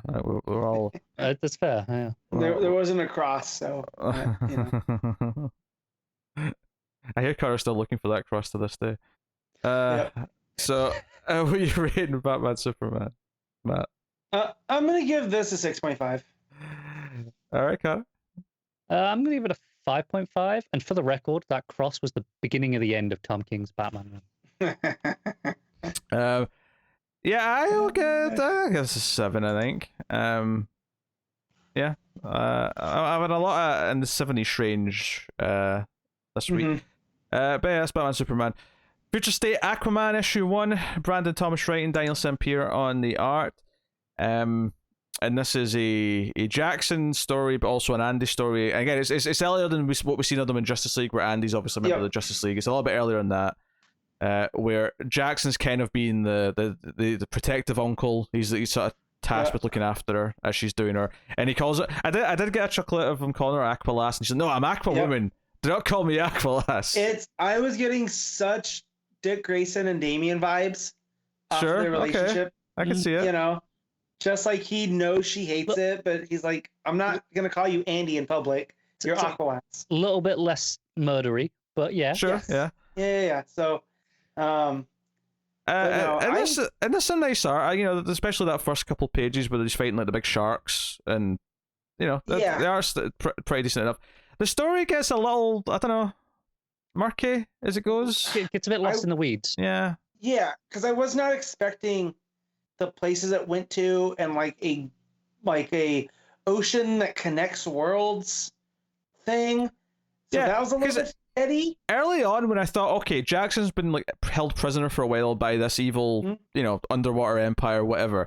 And the idea is that he knows that Andy's coming to save him, and it's like, Andy's got me. Like you're screwed when she gets here. Like when it was kind of simple and like that, I was like, okay, this is a nice introduction to like how much of a badass Andy is in her kind of maybe not quite full adult life yet, but this is maybe her Teen Titan phase kind of thing. And I'm like, okay, this is a nice little introduction. This is all right so far. Once it started getting to like, the ocean that connects all the different realms in the multiverse, and I was like, oh, okay.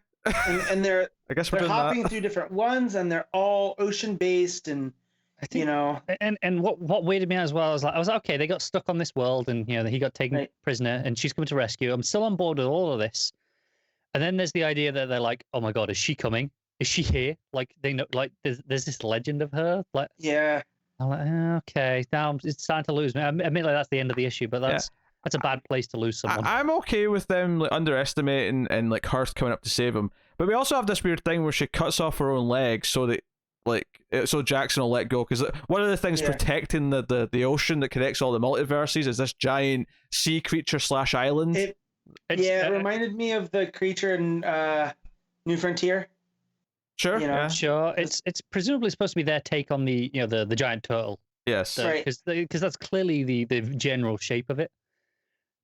The tentacles. It's a very horrific take on the giant turtle protector, which is a classic thing. And I do love whenever they whip out they make swords out of water and stuff like that. I think all I really wanted from like an Aqua story, especially if we're dealing with Andy, right?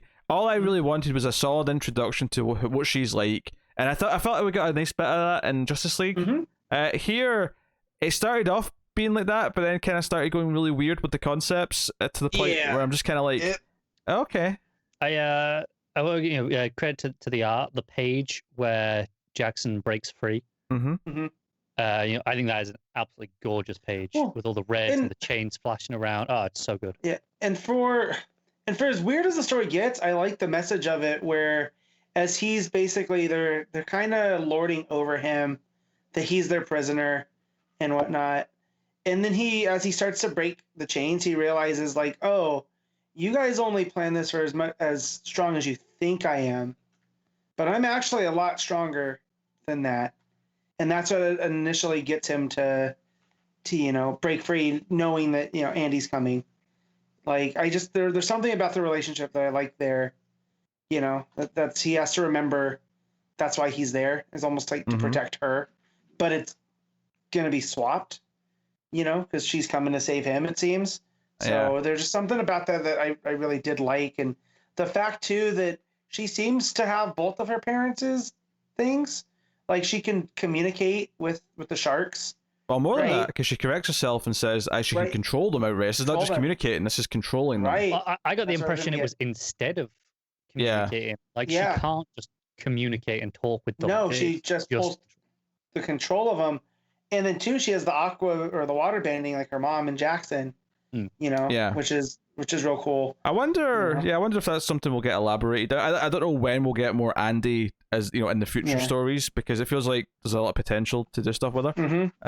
These were at the end of a lot of the issues, but there's a lot of like family 2-page spreads for Infinite Frontier and the Wonder Woman ones at the end of this, and it's just kind of nice to actually see you got Yara there along with Donna and Nubia. It's nice to have everyone kind of all the villains together. But anyway, so it's kind of a murky issue where I kind of like the characters in it, but I don't necessarily like what the story ends up doing. Such a deep concept needed more time than 2 issues. Yeah, this is just like this is something you build up to. This is like is your 30-issue run concept. Yeah, this is what you build up to for your third trade of your Aquaman run. Is this crazy idea? But hey, I can see this being a fantastic follow-up idea to what we just had at the start of Kelly Sue's run with the other place with all the gods, and building from that being there's not just all the sea gods, there's a multiverse of seas essentially linked, which we kind of got with Drowned Earth, or maybe more so that one realm's the sea gods, but there's we also have the 7 seas. Realms. So what if there's 7 seas, right? Literally 7 multiversal seas that connect all the multiverses. I don't know. Right, I can see how this builds on what we've just had in Aquaman, but I feel like you need time to do this. I think the reason why I said 7 is because I'm thinking in Thor how all the different realms you actually get to know them and learn them. So Jotunheim is one, and you don't understand giants, blah blah. Like Nidavellir, and you can do something with Aquaman where you've got 7 realms, 7 seas. Each one has its own thing.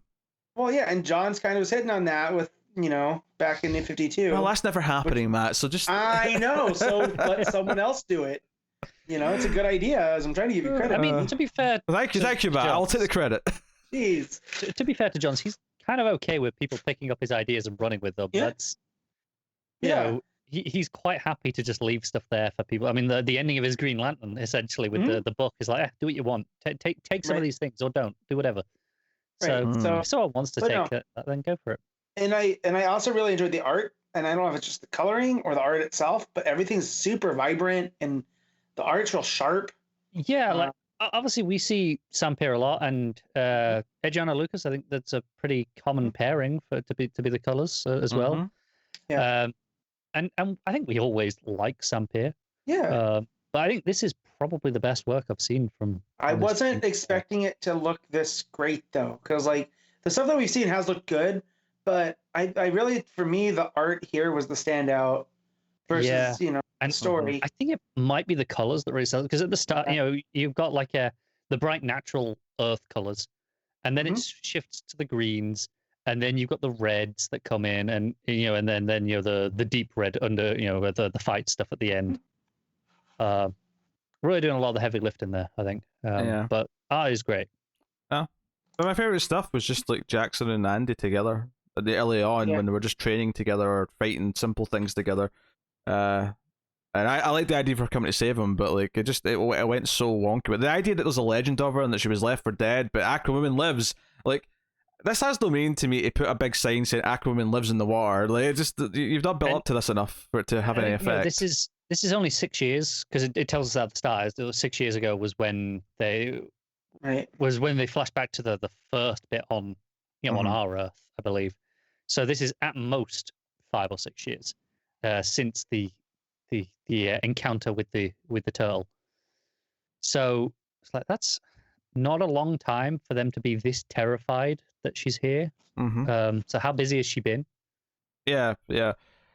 So yeah, but murky. Matt, what are you giving Aquaman? I'm gonna give this a 7.5. Connor? Felt very generous. I'm gonna give it a 6. Yeah, I'm thinking 6. I think the art and just liking the characters rises it up a little bit. I do think the story gets a bit too murky and high concept for what it has time to tell.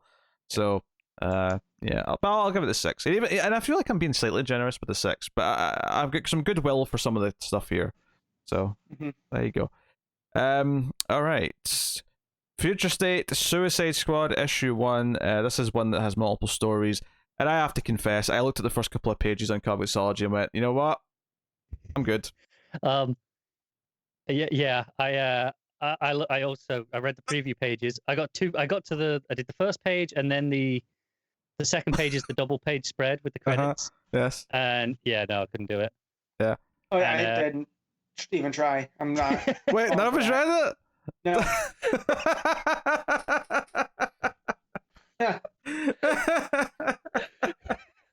I like how we all kept this quiet for each other as well, guys. What else can we talk about it? Because sometimes if I don't read something, then Mag gets annoyed. It's quite funny. So I thought. No. Yeah, no.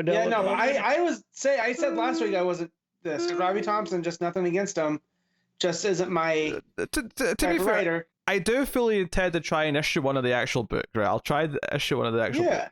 But is it Robbie Thompson? It is, but it's on a quieter week and it's not double sized. So.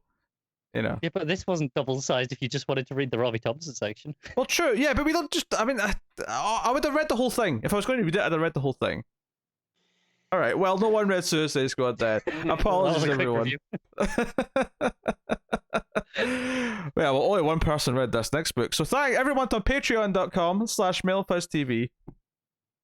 Our patrons can make myself or Connor read a book at one of the higher tiers. And one such patron is making Connor read a new issue this week. Future State Legion of Superheroes issue 1, Brian Michael Bendis with Riley Rossmo on art. Oh baby, take it away, Connor. One of the worst books I've read. Not just this week, just in general. This is terrible. Right, okay. First things, what book was it?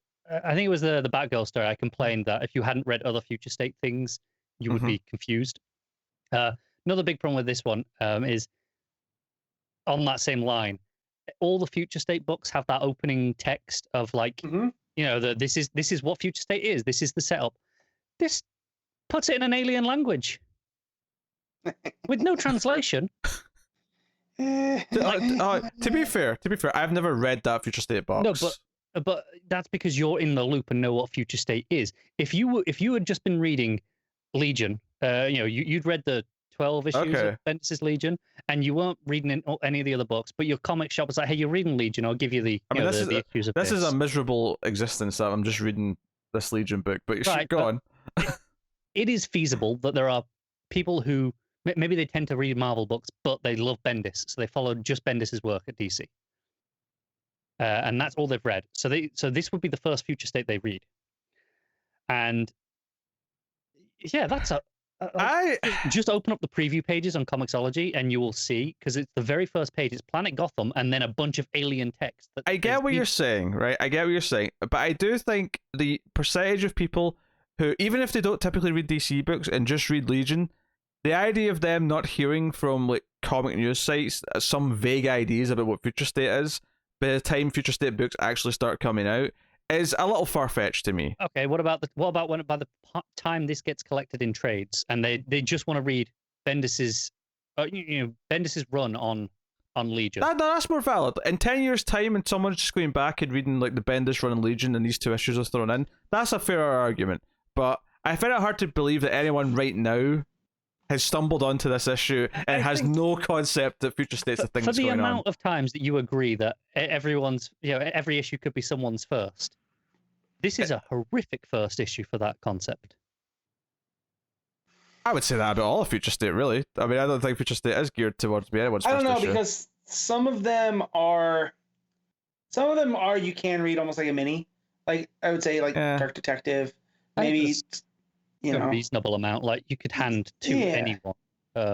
Catwoman last week. I never would, though. I think this stuff is all ingrained in this weird possible future stuff that I would never recommend any of this to a new reader. Any of it. I would wear Yara for Wonder Woman. Yeah, it's kind of a sub debate here, but in a way, the fact that this is the fact that this is such a bubble pocket makes it an ideal entry point to a lot of characters. In that, if they're vaguely interested in something, and you just want to give them a flavor of what that character is. I'll give you Yara, because that was genuinely like an introduction to that character. But I don't think even other books that I think were great. One of the best issues we've read was Catwoman. I don't think Catwoman is a good first issue to give someone to try Catwoman on. I would say the main story from Superman last week is a wonderful introduction to Superman. It kind of works. It kind of works because it's about the perception of who Superman is. And the fact that he's on another planet in Warworld doesn't really have anything to do with the larger scope of Future State, really, other than the fact that it's in the future. That's just where he is right now. That kind of works. But the point I'm getting at, though, is that the Catwoman issue was like at least a 9 out of 10. And I wouldn't recommend that to anyone as their first Catwoman issue. Not even close. I wouldn't say it's traditional Catwoman, but if someone was just interested in a Catwoman story and they like the look of it, I'd be like, yeah, you're safe to read that, no problem. But, I mean, I disagree, but I mean, whatever. Anyway, we're here to talk about Legion. What I was going to say was, I do remember at the end of Legion, whatever it was last week, the week before, I can't remember at this point, was it said to be continued in Future State, which is just weird. Yeah, okay, because I've got no idea what the hell's going on. Right, it felt like such a capper, that last issue. And so I know who some of these characters are. I'm not, I haven't read Legion in years, and even then, I barely dabbled. Mm-hmm. Who's Joe? That's the guy from that's Jonah, Ultra Boy. Right. Okay. Because I didn't recognize him from Rimbor. It never names him as Ultra Boy. At any point in the entire issue, there is one panel on the first page where someone calls him Joe, and that's it. I'm like, who is this guy? What's the and then there's the whole so he's meeting Tasmia again. Not entirely sure. I think that's one of the. She's blue, right? She looks like one of the. Yeah, she's a night. I think Night Girl. Not quite. Doesn't tell me that either. But that's okay. That's another thing I have. Did Hot Dog Chum show up? One of my favorite things in Legion books that is pretty consistent across most Legion books is having the pop-up box when a new character is introduced with "This is who this person is." Doesn't do that in this book, not at all. Yeah, that's a problem. So that's a point against it. But anyways. I'll agree on that one. I think every book should have, even when you're reading Superman, I think the first time Superman appears, you have a little box saying Superman Clark Kent. I'd actually be okay with that. It's easy. If that was just the established thing. Mm-hmm. Yeah, just the first time every character shows up in a book, unless it might be mysterious you're not meant to know yet, in which case fair enough, because it's meant to be a mystery. Just pull up a box and put question mark. Yeah, sure, whatever. Yeah, but I think that's fine. Continue. Yeah. But yeah, so it doesn't that. But the book starts. We're on planet Gotham. Mm-hmm. And we have Joe, Ultra Boy, as you used to say, shows up to Tasmia. And there's some banter, and she's like, oh, I know why you're here. You think we need to get the Legion back together. And there's, a couple of panels of silence. And then it's like, we need to get the Legion back together. It's our only hope. And then there's a bit of a fight scene, between them. I don't know entirely why. She just gets angry. So after everything that's happened, I never would have come. And they're fighting each other for reasons until Saturn Girl shows up and stops them. Again, not entirely sure what's going on at any of this book. This is indigestible. It's just completely incomprehensible to someone coming from the outside. Because you got Saturn Girl, which credit they call her Saturn Girl in dialogue, and then say Imra as well. So it can be done. See, you can do it 2 pages later, Bendis. And Brainiac well, where are they on now? They're on Brainiac 7, apparently. He doesn't really have an actual body. He's got a big green head on top of, I don't know how to describe it. It's like a dog wolf thing, but it's like really stretched out, like really long. So glad I didn't read this. Yeah, and I think, and this body can like shape. It's like malleable putty. It can shapeshift, so he can make it into a a humanoid body if he wants. But I guess he prefers the canine form. Reasons, but yeah, and there's just all this stuff going on. I don't know what is going on. So they're trying to reform the Legion, and they got Colossal Boy here, and they're like, right, yeah, let's get together. And then we cut away entirely to Chameleon Boy. He's the only one brave enough to stand up for us. And there's like an inquiry going on. We're back on Daxam, which is home of what is left of the United Planets. So this is presumably a lot later than what we saw in Imperious Lex. A couple of weeks, yeah.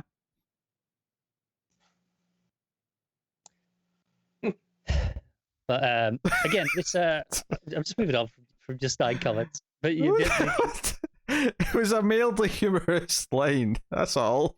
The alien text continues. This just pops up every so often. Like, I'm sure someone on Reddit will translate it, and maybe it means entirely something else. But like here, it says Daxam, home of what is left of the United Planets, and then it has the alien text next to it. So I'm assuming it's just a translation of that. But there are a couple of times in this issue, like that first page, where it doesn't have that at all, and it's very, very confusing because I don't know. Am I supposed to be knowing what this is? But yeah, they're questioning him, and Chameleon Boy, and they're like, "Oh, where's Element Lad? What's he doing? You know where he is." And yeah, and then again, that's all we get from that for now. And we cut across to Wynath, birth home of the Lightning Twins. Yep. And there's a whole section with the triplicate girl. Is that it? Yeah. Triplicate girl, yeah. Except one of her bodies has died, so there's only two of them now. But she's still taking out all these guys, and they're like, how's she doing it with only two of them? And then these people, they seem to be all like rejects because Block is here, and they're like, oh hey, we're friends, it's cool, So they team up, and there's what's supposed to be a heartwarming moment where Block, basically it's like, oh, you guys aren't reforming like you usually do at the end of a fight. Mm-hmm. And they're like, no, we don't do that anymore because we feel the loss more of the third one. And there's like a moment where he just like holds a hand, or one of them anyway, and then the other one walks off. And that's all there is from that. And then we cut away to someone else entirely. We're on the Kolu quadrant now, and we've got Bouncing Boy, and who's flying through space, taking out ships. Like I think he's been like fired out of a ship, or he's jumped through a ship. I'm not entirely sure. He looks like a meteor, basically flying through ships, crashing them. It's a whole thing. I don't know how Bouncing Boy is supposed to work though. So maybe this is normal. Yeah, Bouncing Boy, he like inflates his body and stuff. So wouldn't that make him like really light though? Yeah, but his skin's tough, so it's like a ball. So that's how he bounces. Right, but he's just going through like the hulls of all these ships and just completely. They're like Star Destroyers from Star Wars, and he's just going straight through them. Future state, bro. I don't have to explain. Yeah, it feels that way. I will say there's some really good lettering on this point, where this is a 2-page spread of him flying through, and there's a conversation going on, and it's between two people at first, and a third person joins in. And the third person's clearly on like a comms or something, or a holo projector or whatever, because they're in like they're in separate little blue boxes, like little like insert panels. And this would be really hard to follow if the lettering wasn't absolutely perfect here, where it goes, the lettering goes down the page, and naturally you want to follow the arc because you have these insert panels of Bouncing Boy going through the middle across. So when it gets to that, you want to go across with it. But you have an insert panel just above the right of one of them, so your eyes go to the action first and then back across to this little insert. But the speech bubble actually overlaps slightly with the previous one, just before your eyes would divert down to the next bit. So when you get there, you know to lead into that bubble first and then go back across. It's actually a really, really smart little bit of just of the craft of just guiding your eyes in the correct form. But this is basically the end of the issue, and then a version, a version of the Legion is now together, and they're like, chop, and it's long live the Legion. And I'd say I don't know what happened. I don't know how to tell you. I don't know how to summarize this issue because it all is complete nonsense and makes no sense to me. It doesn't help that it's Rossmo's art that I'm like trying. I was just going to say observation. I don't think he'd mentioned Rossmo yet, really. So I'm very curious as to how the art is, because it's all pervasive in that. I was getting to that. I was just like, this is the problem. Like, I can't follow anything really that it's doing. I can kind of make out, all right, this character's that, but it's hard to make out any real expression on a lot of the faces. There's a couple that are over exaggerated enough that I can make it out, but a lot of them is just kind of shapeless faces. And there's a weird part where some of them I'm like, I don't know if this is Rossmo's style or if this character is just a weird looking character because I'm not familiar with them enough. Because Legion. But I think the storytelling is actually quite messy from him. There's a lot of panels where, like that one there with the lettering that completely saved that entire sequence, where without that I would have been lost because of where the panel placement was from Rossmo. I would have just had no idea where to follow it. I would have been reading it completely wrong. And that's pretty poor storytelling. But yeah, I don't know how much of this is me just really struggling with the dense, horrific issue. I posted a page on Twitter of it's a small panel. It's so it's in the bottom third of the page, and then it's probably just, I don't know, a quarter panel, like a quarter vertical slice panel in the bottom third. And it's got 1, 2, 3, 4, 5, 6, 7, 8 sections to a speech bubble in it. It's too much. It's so much. It's a horrendous amount, and like I say, I don't know how much is me just finding the style incomprehensible. How much is me the fact that I haven't been reading Legion at all, so some of this stuff is probably following on characters that he's been using and would make more sense. But this was miserable, just absolutely miserable. This is like a 1.5, and at least half of that point of one of those points is just for that lettering moment. Wow, what a delight that was. What a delight that was. That will bring us on to the part of the show that we pick our favorites of the week. We do our favorite panel / moment, favorite cover, favorite art, and then do our top 5 books. Oh wait, no, I've got a Patreon book. I'm really just thinking, have you decided not to do that? No, I've got a Patreon book. Do you know what it was? American Vampire. I was looking at the covers and stuff, so I was prepped for that being next. That's the second time this issue. I assumed that you changed your mind and went, no. I guess he's not doing it anymore. I was also getting a meme generator up to post a meme about you reading Bendis and Rossmo. So I was a little multitasking, I guess. Yes, now I'm going to talk about a Patreon book. I've got American Vampire issue 15 to discuss. So the cliffhanger last time, of course, was that the platoon that Henry was in, they're looking to wipe out this nest of vampires so they don't attack the Allied forces during the war. But they end up going into this little village where there's these monstrous, almost liquor-looking Resident Evil villains, the species of vampire.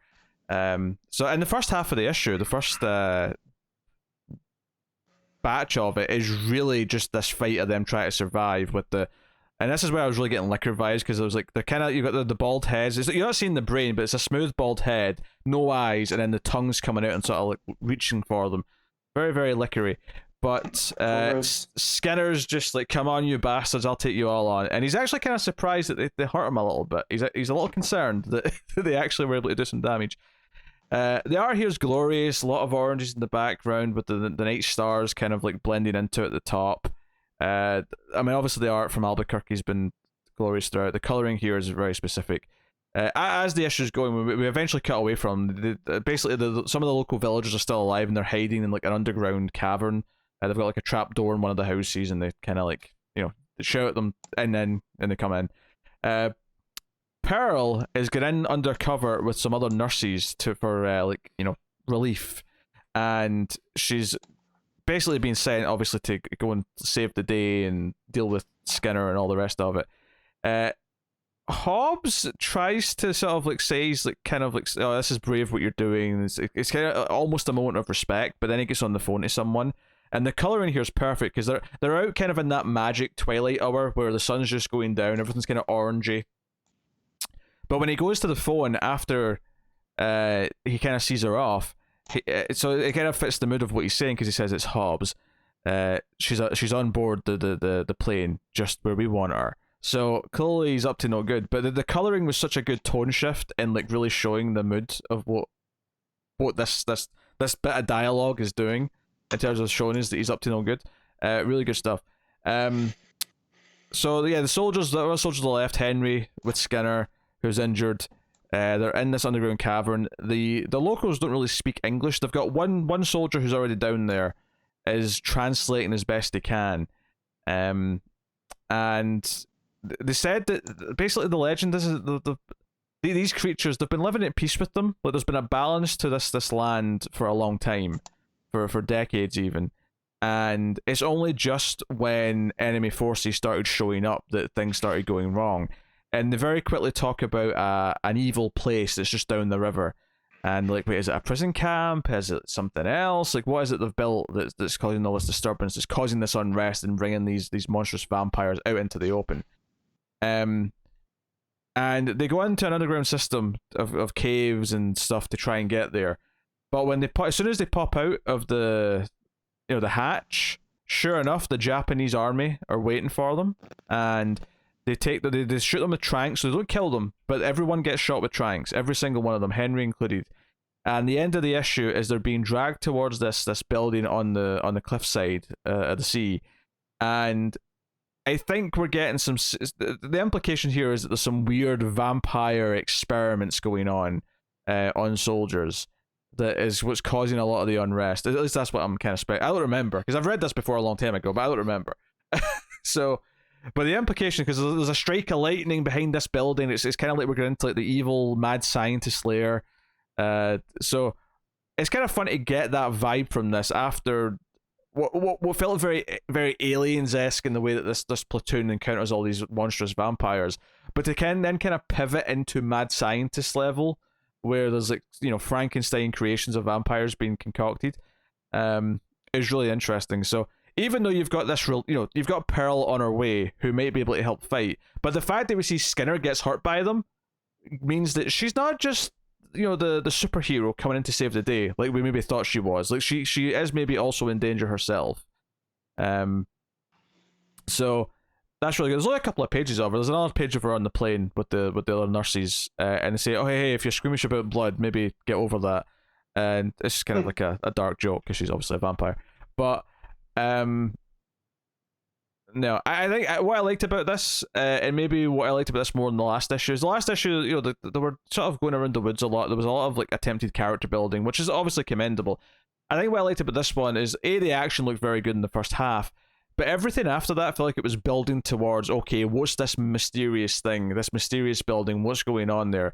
I felt like it was very, very neatly building up this mystery to something sinister that we've not yet got to. So it felt like there was a nice direction, a nice pull, and then the cliffhanger kind of didn't answer it, didn't pay it off, but it just kind of set up that, okay, the back half of the issue is all building to whatever's next issue is going to be and what the secret of this place is going to be. So really good driving force, really simple, good horror storytelling. But yeah, it's hard not to, obviously this came out before then, but it's hard not to get like Overlord kind of vibes of like, Nazi experiments. And they're not Nazis in this case, they're the Japanese, but same kind of idea. So I'm looking forward to the House of Horrors that it's going to become next time. So, and obviously the art again, very good, especially the action early on. The magic hour with the plane taking off, all that stuff, the lighting's glorious. And all of that is so different to that final page where the only orange really on the whole page is the lights coming from the building. Everything else is the blues and the greens and the strike of lightning and the rain's coming down. So very good. That's a solid 8.5 this issue. Nothing to say really negatively, so cool. So that's issue 15 of American Vampire. So that will take us on to the part of the show where we pick our favorites of the week. So we'll start off with panel/moment. Matt, what are you going for? Huh. Do I want to go dark or do I want to go fun? Because if I want to go dark, I can pull anything from Strange Adventures, right? I mean, yeah. Yeah, I think I'll go more fun, and it'll be from Imperious Lex. And it's when Superman shows up on Lexor, right? And he's standing there, and he torches the robotics. And when you look beneath, there's 3 of the aliens that live on Lexor. They go, he destroyed the robot factory. This guy's a monster. I worked there, right? So it's like it's almost counter to what we know of Superman, right? Mm-hmm. But yeah, it was just a real good moment. Yeah, if I was going fun, it'd have to be the eyes with the heat vision. But I also want to shout out the suicide saving moment from that same issue because I do think it's really good. I'm not going to pick that because Strange Adventures issue 8 came out this week, but I do want to give it a shout out. So Strange Adventures issue 8, there's definitely a number of things I can pick from that. The ending moment of him sitting with those body bags is great. I also love the Flash looking at the what used to be Phoenix. I think between them, I'm going to go with the final page, the final panel, because of the dramatic impact of what it implies about what happened and the trauma that he's dealing with. But the spectacle of everything in that first half of that issue, ending with that Arizona scene, was great. Or Arizonia as what was his name? What was the fake name in What We Do in the Shadows when he's presented to be from Arizona? Oh, Jackie Daytona. Yeah, Jackie Daytona. Yes. From Arizonia! That's how we speak in Arizonia. Regular human bartender Jackie Daytona. Yes, Jackie Daytona. I love it. But yes, the final panel from Strange Adventures. Connor, what's your pick? I'm really glad you went with that because I'm taking the Flash page. Oh, sure. And I think that was it hit a little bit extra because Gerads has been teasing it on Twitter like all week without ever showing that page. But he showed like a little bit here. He showed like a picture of Phoenix that he'd taken recently where the skies were like insane, like in real life, they were all like this blood red skies, and it was like, guys, I think I did something. And I'm like, I missed that. Yeah, Crisis. I'm like, what's going on here? And so I don't know, just the teasing of it, I think made it hit harder. Hell of a moment. Yeah, that's fair. That's fair. All right, cover of the week. I'll jump in first here. Obviously, both Strange Adventures covers are great. I think the main Batman Superman cover is also quite pretty, but I am going to go with the regular Dark Detective cover. I just love those colors, that neon, and Dan Mora art is wonderful. So that's my pick. Nice. Connor? Yeah, you mentioned Strange Adventures, Dark Detective, Batman Superman. I think I'll go one that you didn't mention then. I'm going to go with the variant for Imperious Lex. I think that's a really nice cover. Okay, Matt? All right, well, one of us has to pick Strange Adventures, so I'll go with the Shaner one just because it seems more not like Shaner. Shaner's so light, right? And this is Adam Shane showing up, and it looks like Sardath and Alana are staring at him like horrified.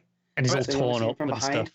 He's all torn up. I don't feel bad. I was gonna say I don't feel bad because I might have already picked Strange Adventures 7 times. So I don't feel bad that I'm not this time, but go on. but it contrasts with the Gerads, which has Mr. Terrific, his back's to us, with Alana and Strange staring at him.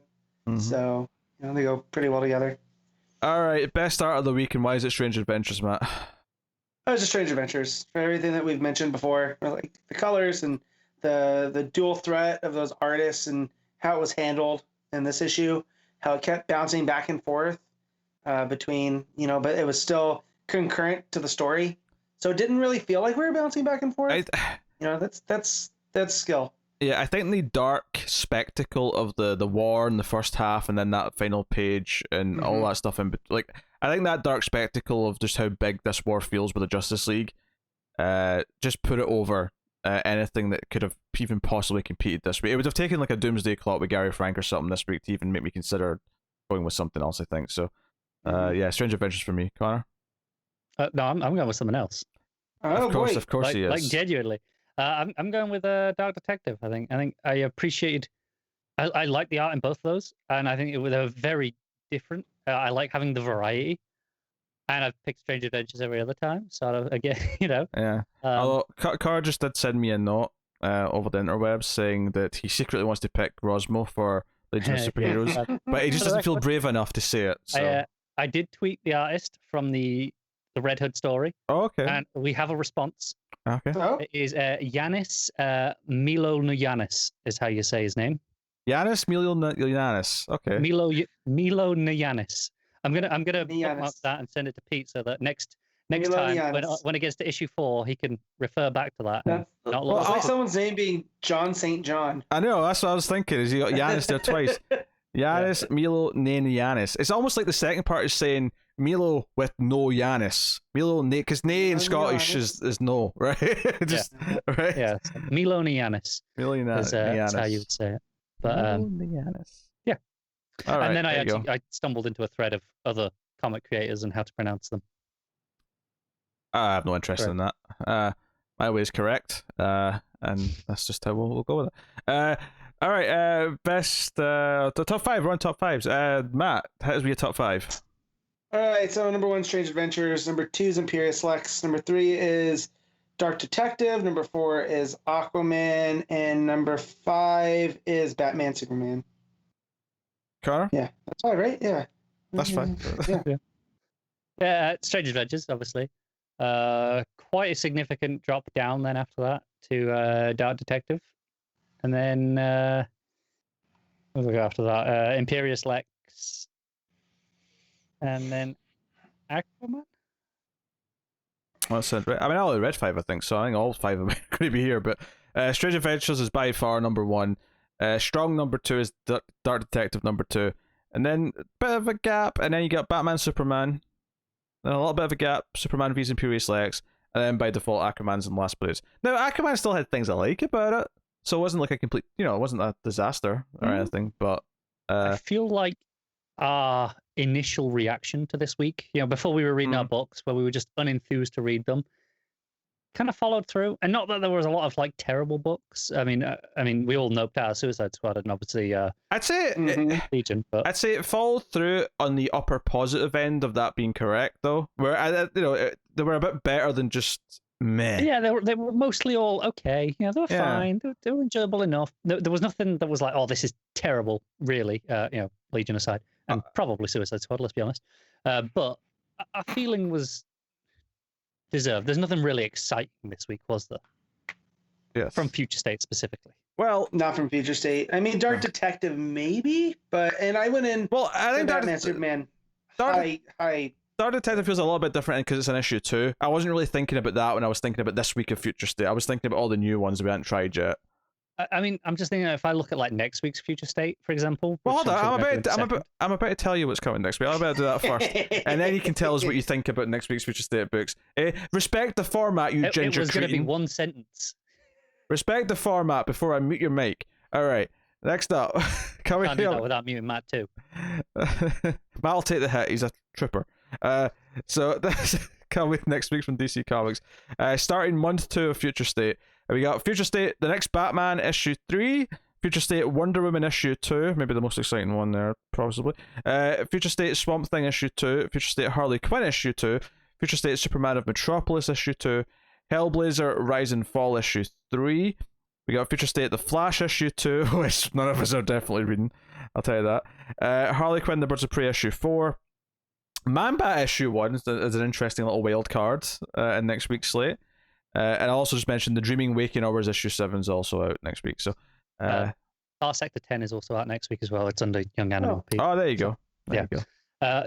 All I was going to say is, looking at next week, I'm more excited by that week of books than I was about anything this week.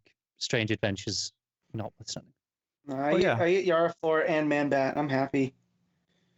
That's a simple man. And we get more of the Outsider story in next Batman. Mm-hmm. Yes, that's also true. And Swamp Thing. That's Swamp Thing, yeah. It's probably going to be solid, right? Yeah. Superman of Metropolis. I'll be honest, I don't know if I'm going to read that one. I might still struggle through the main story just to see what happens, because I'm fairly curious about the events, even though I don't think it was that well written. To see what happens. That's how DC makes the money, apparently. Well, I ain't reading Flash. I definitely dropped that bad boy. Yeah, no one's touching that. And I'm assuming no one's reading the final backup for next Batman. Oh no, of course not. I'm not reading that stupid Arkham Knight thing. Kidding me? Arkham Knight and the Knights. I'm good. So this is coming next week from DC Comics. So let me just check a date here. If you listen to this the night it goes up, you still have effectively 1 day to submit your top 20 TV shows of all time if you want to do that, because we're doing a top 50 TV shows list. We're celebrating 10,000 subscribers on the main YouTube channel, MailFuzz TV. And we're going to do a similar vote for best DC characters. The vote for that will be during March, because we'll be hitting 250 in April. So look forward to that. So it was a bit advanced notice, but it's a thing that's coming. If you want to start thinking about it, if it's going to take that long to sort your thoughts, then there you go. But yeah, so I'll take this time to thank our Patreon producers for the month. So thank you to Tyler Hess, Cindy Palacios, I said that weird, Palacios, David Short, Board Now, Al Treisman, Christopher Moy, Brett Williams, and David Brown. Thank you to you guys. They are Patreon producers. You can support us, of course, at patreon.com/MailFuzzTV for as little as $1 per month, and get a bunch of bonuses for your trouble. The $5 tier, specifically, you get early access to the show by a day, and you also get early access to the returned previously in the multiverse for a full month, because the first one of that back, episode 16, is up for patrons right now, with me and Connor talking about a bunch of things. The rest of you have to wait a month. Yes. You feel special. You can feel special if you're a patron. But yeah, so you can support us over there. You can support us also for free by simply hitting the like button, subscribing, commenting, rating us highly on your podcast app of choice. All these things do help and help us find new people. So please do any of that. Otherwise, get us on Twitter at DC Comics Podcast. You get updates there. You can ask us questions there when we need questions for a later week, which we may actually get soon. Obviously, Future State feels obviously quite hectic, but we'll actually have a nice, more condensed slate of books after that. So, forward to all those things. Hey, that's one Future State month down. Yes, the tough one, because this was the one we had to try everything pretty much, except Suicide Squad and Harley Quinn apparently. But I like how Harley Quinn we just knew anyway, but Suicide Squad, there was an intention from at least two of us. Yeah. All right, well there you go. That's the DC Comics podcast for the week. Hopefully join us next week for more DC shenanigans. Just trying to think about how short a week really is. Thank you once again for watching or listening. We always appreciate it. Keep reading DC Comics, and remember to never get lost in the Speed Force. Time's a flat circle, guys.